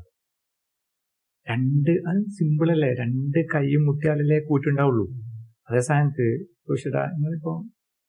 നിങ്ങളിപ്പോ മാറ്റം വരുത്തി, മാറ്റം വരുത്തിയിട്ട് വൈഫ് ഇനിയിപ്പോ ചൂടാകുകയാണ്, അല്ലെങ്കിൽ ഞാൻ ഇന്നലെ മാറ്റം വരുത്തി വൈഫ് ചൂടാകുകയാണ്, ഞാൻ സൈലന്റ് ആയിരിക്കാണ് അവിടെ പ്രശ്നമുണ്ടോ? ആ സൈലന്റ് ആയിട്ട് നിൽക്കല, സഹിക്കലല്ല, ശരിക്കും ആ സമയത്തും പോസിറ്റീവായിട്ട് നിൽക്കാൻ പറ്റും. നമ്മളെ ഉള്ളിലൊന്നും ബാധിക്കുന്നില്ലെങ്കിൽ നമുക്ക് എങ്ങനെയാ കുറച്ച് കഴിയുമ്പോൾ ഫ്രീ ആയിട്ട് പോയി സംസാരിക്കാൻ പറ്റൂലേ? പിന്നെ അവിടെ പ്രശ്നമുണ്ടോ? നമുക്ക് ഫ്രീ ആയിട്ട് സംസാരിക്കാൻ പറ്റുന്നുണ്ട്. നമുക്ക് തിരിച്ചറിവ് നമുക്ക് മൊയ്നു സാർ തന്നിട്ടുണ്ട്. ആ തിരിച്ചറിവ് തെറാപ്പി കാര്യങ്ങൾ ചെയ്തുകൊണ്ട് മാത്രമാണ്. മറ്റതൊക്കെ ഞാൻ ആദ്യം തെറ്റിയൊക്കെ കഴിഞ്ഞു കഴിഞ്ഞാല്, അതേ കാലത്തൊക്കെ തെറ്റിക്കഴിഞ്ഞാൽ ആഴ്ചയൊക്കെ മുണ്ടൂലേ, എന്നിട്ടോ ബെഡിന്റെ മുകളിൽ ഇങ്ങനെ ഉണ്ടാവുക, അങ്ങനെ അങ്ങോട്ടും ഇങ്ങോട്ടും സെക്കൻഡ് കൊണ്ട് നമ്മൾ തീർന്നില്ല, ഉള്ളിലൊന്നും വെക്കാനില്ല. ഇനി വൈഫിന് വല്ല ദേഷ്യവും വന്നിട്ട് അവളെ ബുദ്ധിമുട്ടിക്കാൻ പോവാറില്ല. ഫ്രീ ആയിക്കോട്ടെ, ആ ഉള്ളിലൊന്നുമില്ല. മറ്റെന്തെങ്കിലും സംഭവിച്ചു കഴിഞ്ഞാൽ ഉള്ളിൽ വിഷമമില്ല. അത് നമ്മൾ ഇങ്ങോട്ടേക്ക് എന്തെങ്കിലും പറയുന്നുണ്ടെങ്കിൽ തന്നെ അത് എന്തുകൊണ്ടാണ് അവർ പറയുന്നതിന്റെ ചിന്തയാണ് നമ്മളോടൊക്കെ ഉറപ്പായിട്ടും വരുന്നത്. കാരണം മനുഷ്യനാണ്, ഇമോഷൻ വരും, സിറ്റുവേഷനിൽ ദേഷ്യം വരും. അതൊക്കെ മനുഷ്യ സാധനം, കല്ലുകൊണ്ടുണ്ടാക്കിയൊന്നുമല്ലല്ലോ. അതൊക്കെ പോസിറ്റീവായിട്ട് ഹാൻഡിൽ ചെയ്യാൻ പറ്റുന്ന. ഇനി സ്റ്റാഫിന് ദേഷ്യം വരും, എല്ലാം വരും. അതൊക്കെ മനുഷ്യ സഹജമാണ്. ആ സമയത്തൊക്കെ അവരുടെ ഉള്ളിലുള്ള ഇമോഷൻസ് പോന്നാണ്. ഇത് ഡീപ്പിൽ പഠിച്ചപ്പോൾ ഗുണം എന്താ പറഞ്ഞാല്, സ്റ്റാഫൊക്കെ ദേഷ്യപ്പെടുകയാണെങ്കിൽ ഫ്രീ ആയിട്ട് നിന്നു കൊടുക്കും. കാരണം എന്താ സംഭവിക്കുക, കംപ്ലീറ്റ് നമ്മളിപ്പോ സാറിന്റെ ടെക്നിക്ക് പറഞ്ഞു കഴിഞ്ഞാൽ, ഒരാൾ ഛർദ്ദിക്കുമ്പോൾ ഛർദ്ദിക്ക് നമ്മൾ കൈവച്ച് കൊടുത്താലേ നമ്മളെ മേലാവുള്ളൂ. നമ്മൾ മാറി നിന്ന് അദ്ദേഹം ഫുള്ള് ഛർദ്ദിക്കാനുള്ള പെർമിഷൻ കൊടുത്താൽ അദ്ദേഹം രക്ഷപ്പെട്ടില്ലേ? ഇതേപോലെ ആ ഇമോഷൻ ഒന്ന് വെന്റിലേറ്റ് ചെയ്ത് പോയാൽ അത് ഞാനിങ്ങ് എടുത്ത് എന്റേതാക്കി വെച്ചാലേ എന്റേതാവുള്ളൂ. അല്ലെങ്കിൽ പുറത്തിട്ട് ഇത്രയും വലിയ വിശാലമായ ലോകത്ത് അയാളുടെ ഒരു ഇമോഷൻ ഇടാനുള്ള സ്ഥലമില്ലേ? ഞാനിതിങ്ങ് എടുത്ത് എന്റേതാക്കിയാലേ അത് എന്റേതാവുള്ളൂ.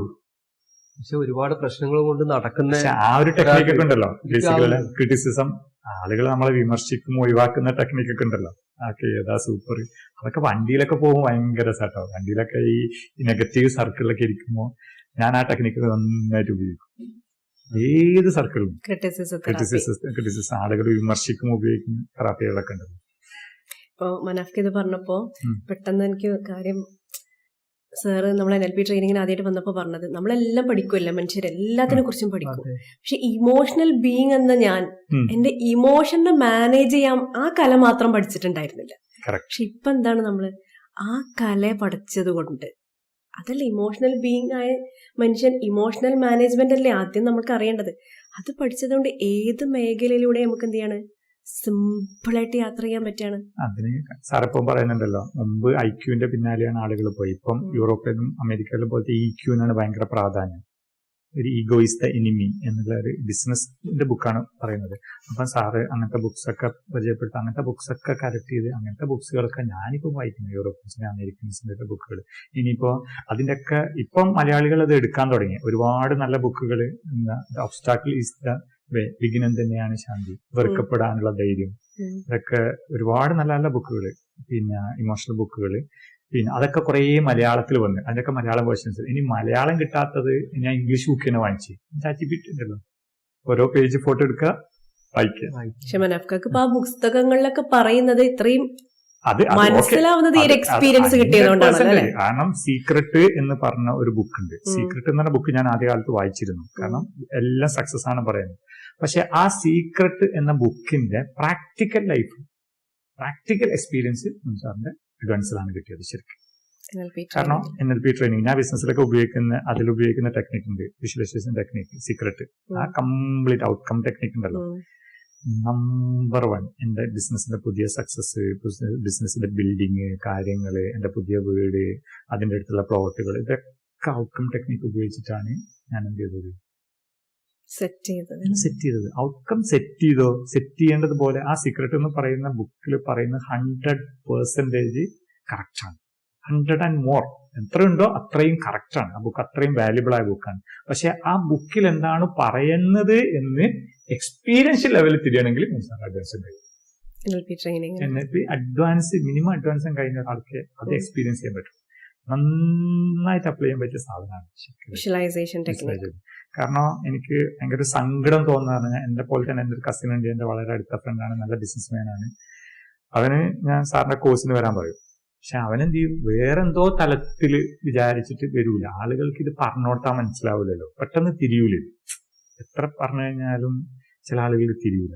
കാരണം അവനവന്റെ മാറ്റം ഉദ്ദേശിക്കണം എന്ന് തിരിച്ചറിയുന്നവർക്ക് മാത്രമേ എന്തുള്ളൂ ഇവിടെ എത്താനും പറ്റുള്ളൂ. അപ്പൊ ഇവിടെ എത്തിക്കഴിഞ്ഞപ്പോ എന്താ പറഞ്ഞാല് ഒരുപാട് ടെൻസ്ഡ് കാര്യങ്ങളൊക്കെ അവൻ അനുഭവിക്കുന്നുണ്ട്. വയറിൽ ഒരുപാട് വിഷയങ്ങൾ, ടെൻഷൻ അനുഭവിച്ചിട്ട് ഇടക്കിടക്ക് പോയിട്ട് വയറ് വിഷയങ്ങൾ, വയറ് ഡിസോർഡർ ആവും.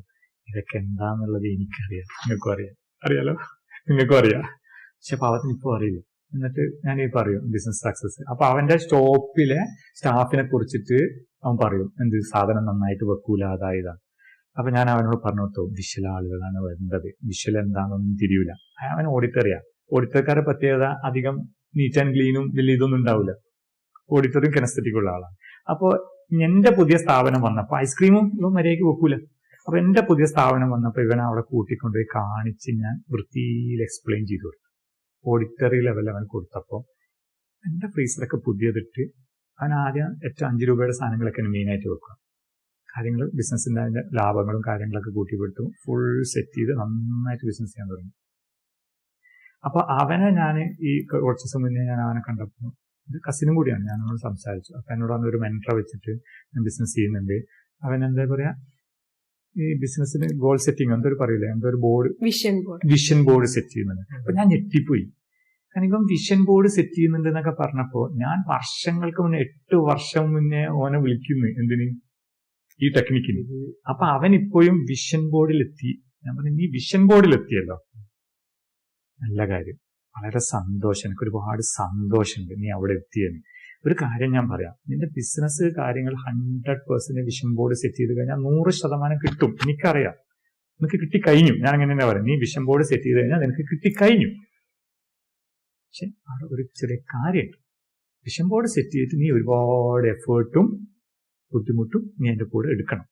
അത് അതിന്റെ കൂടെ വരും. വിഷൻ ബോർഡിന് ഇങ്ങനെ സാധനം, അതേ സാധനത്തിൽ അതിക്ക് മേലുള്ള സാധനം ഔട്ട്കം ടെക്നിക്. അത് നീ സെറ്റ് ചെയ്യുകയാണെങ്കിൽ നിനക്ക് എഫേർട്ടും കൂടി ഉണ്ടാകും. അതങ്ങനെ തന്നെയാണല്ലോ അതിൽ പറയുന്നത്. നമ്മളൊരു കാര്യത്തെ ആഗ്രഹിക്കുകയും അത് ഫീൽ ചെയ്യുകയും അതിന് പ്രപഞ്ചത്തോട് ഗ്രാറ്റിറ്റ്യൂഡ് ചെയ്യുകയും, ദൈവത്തോട് ഗ്രാറ്റിറ്റ്യൂഡ്, പ്രപഞ്ചത്തോട്, സീക്രട്ട് ബുക്കിൽ പ്രപഞ്ചത്തോടെന്ന് പറഞ്ഞാൽ പ്രപഞ്ച ശക്തിയോട് ഗ്രാറ്റിറ്റ്യൂഡ് ചെയ്യുമ്പോൾ നമ്മളേക്ക് വന്നു കഴിഞ്ഞു. പക്ഷെ അത് ഈ എക്സ്പീരിയൻഷ്യൽ ലെവലിലുള്ള ഒരാൾക്കല്ലേ എക്സ്പീരിയൻസ് കൊടുക്കാൻ പറ്റുള്ളൂ. കിട്ടിയത് അഡ്വാൻസ് ലെവലിലാണ്. അതാണ് ഞാൻ നന്നായിട്ട് എന്ത് ചെയ്യുന്നത്, എന്റെ ഓരോ ബിസിനസ് മേഖലയും ഡെവലപ്മെന്റ് ഒരു വിഷയം വരുമ്പോൾ ഞാൻ ഈ ടെക്നിക്ക് ഉപയോഗിക്കും. അത് ഈവൻ ഡ്രൈവിംഗിൽ വരെ, ഒരു എയർപോർട്ട് പോകുന്നുണ്ടെങ്കിലും നമ്മൾ ബ്ലോക്ക് വരില്ലേ, കസിൻസ് ഒക്കെ പറയും എയർപോർട്ട് പോകുമ്പോൾ ബ്ലോക്ക് വരും. ഞാൻ എന്ത് ചെയ്യുന്ന പറഞ്ഞാൽ ഈ ടെക്നിക്ക് ഉപയോഗിക്കും. പ്രൊഡക്റ്റ് കാര്യമായിരിക്കും, നമുക്ക് വേണ്ടിയ പ്രപഞ്ചം ഒരുക്കിയിരിക്കുന്നുണ്ട്. സത്യത്തിൽ ഞാൻ അവനോട് പറഞ്ഞൊരു വാക്ക് ഇങ്ങനെയാണ് ശരിക്കും, നീ നിന്റെ എഫേർട്ട് നിന്റെ അടുത്താണ്, മറ്റത് ദൈവം നിന്നിലേക്ക് എത്തിക്കും. പ്രഭീഷേട്ടൻ എന്താണ് എല്ലാം ഫൈനലായിട്ട് നമ്മളെ ഈ ഒരു ഇമോഷണൽ മാനേജ്മെന്റ് എന്ന ഈ കല പഠിച്ചതിന് ശേഷം എന്താണ്? ഈ കല പഠിച്ചതിന് ശേഷം ജീവിതമാകെ മാറി. ജീവിതമാകെ മാറി എന്ന് പറഞ്ഞാല് ചെയ്യുന്ന പ്രവൃത്തികൾ പെർഫെക്റ്റ് ആകാൻ തുടങ്ങി. പെർഫെക്റ്റ് എന്ന് പറയുമ്പോൾ നമ്മളൊരു പണ്ട് ചെയ്ത ജോലി ഞാൻ ഇപ്പം ചെയ്യുന്നു, മുന്നേ ചെയ്യുന്ന ജോലി ഞാൻ ഇപ്പം ചെയ്യുന്നു. അതിൽ കൂടുതൽ നമുക്ക് മികവോടി നമ്മള് ഉൾക്കൊണ്ടിട്ട് നമുക്ക് അതിന്റെ അകത്ത് ആസ്വദിച്ചിട്ട് ചെയ്യാൻ വേണ്ടി പറ്റുന്നു. അത് നന്നാവുന്നുണ്ട് എന്ന് നമുക്ക് തന്നെ തോന്നുന്നു. പിന്നെ വെച്ചാല് സോഷ്യൽ മീഡിയയിൽ നമുക്ക് സംസാരിക്കാനും പിന്നെ എന്തെങ്കിലും പറഞ്ഞിട്ടിടാൻ ഭയങ്കര കൊതിയാണ്. ഇതൊന്നും ചെയ്യാൻ വേണ്ടി പറ്റില്ല. സ്വന്തം ഒരു വീഡിയോ എടുത്തിട്ട് ആ വീഡിയോ കാണാൻ തന്നെ നമുക്ക് പറ്റില്ല.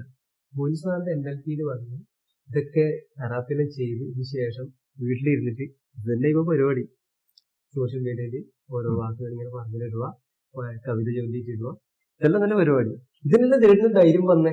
അപ്പൊ ഉള്ളിലുണ്ട്, നിങ്ങളെ നോട്ടം തന്നെ കണ്ണിന്ന് കണ്ണിലേക്ക്, ഉള്ളിലുണ്ട്. ധൈര്യം ഉണ്ട് എന്നല്ല, നോക്കുന്ന നിങ്ങൾ എന്നെ നോക്കുന്നത് കണ്ണിന്ന് എനിക്കിപ്പോ കണ്ണിലേക്ക്. നിങ്ങൾ രണ്ടാളും നടുവിൽ ഇരുന്നിട്ട് ഇങ്ങനെ വർത്താനം പറയാൻ കഴിയുന്നുണ്ടെങ്കിൽ മോഹൻ സാറിന്റെ അടുത്ത് കിട്ടിയ തെറാപ്പിയിലൂടെ ട്രെയിനിങ്ങിലൂടെ കിട്ടിയ ആ ഒരു ഊർജവും അതോ ഞാൻ നോക്കുന്ന പ്രൊഫഷന്റെ കണ്ണിലേക്കാണ്. കാരണം ഞാൻ കണ്ണിലേക്ക് നോക്കും പ്രൊഫഷൻ ഒരു പ്രാവശ്യം പോലും കണ്ണെടുക്കുന്നില്ല. കോൺഫിഡൻസ്, കണ്ണിന്ന് കണ്ണിലേക്ക് നോക്കി സംസാരിക്കാൻ സാറ് പറയാറില്ല. ഈ മെത്തേഡ് ഭയങ്കര സുഖമാണ്. നമ്മൾ ഇവരെങ്ങനെ പറയുന്നത്, ഇത് എവിടുന്നാ പറയുന്നത്, അതൊക്കെ എന്തെല്ലാം ആവശ്യമുണ്ടോ, ഒരു മനുഷ്യന് എന്തൊക്കെ ആവശ്യമുണ്ടോ അതൊക്കെ അതെല്ലാം നമ്മുടെ അകത്ത്. മനുഷ്യൻ എന്തെല്ലാം വേണ്ട അതെല്ലാം അകത്തുണ്ട്.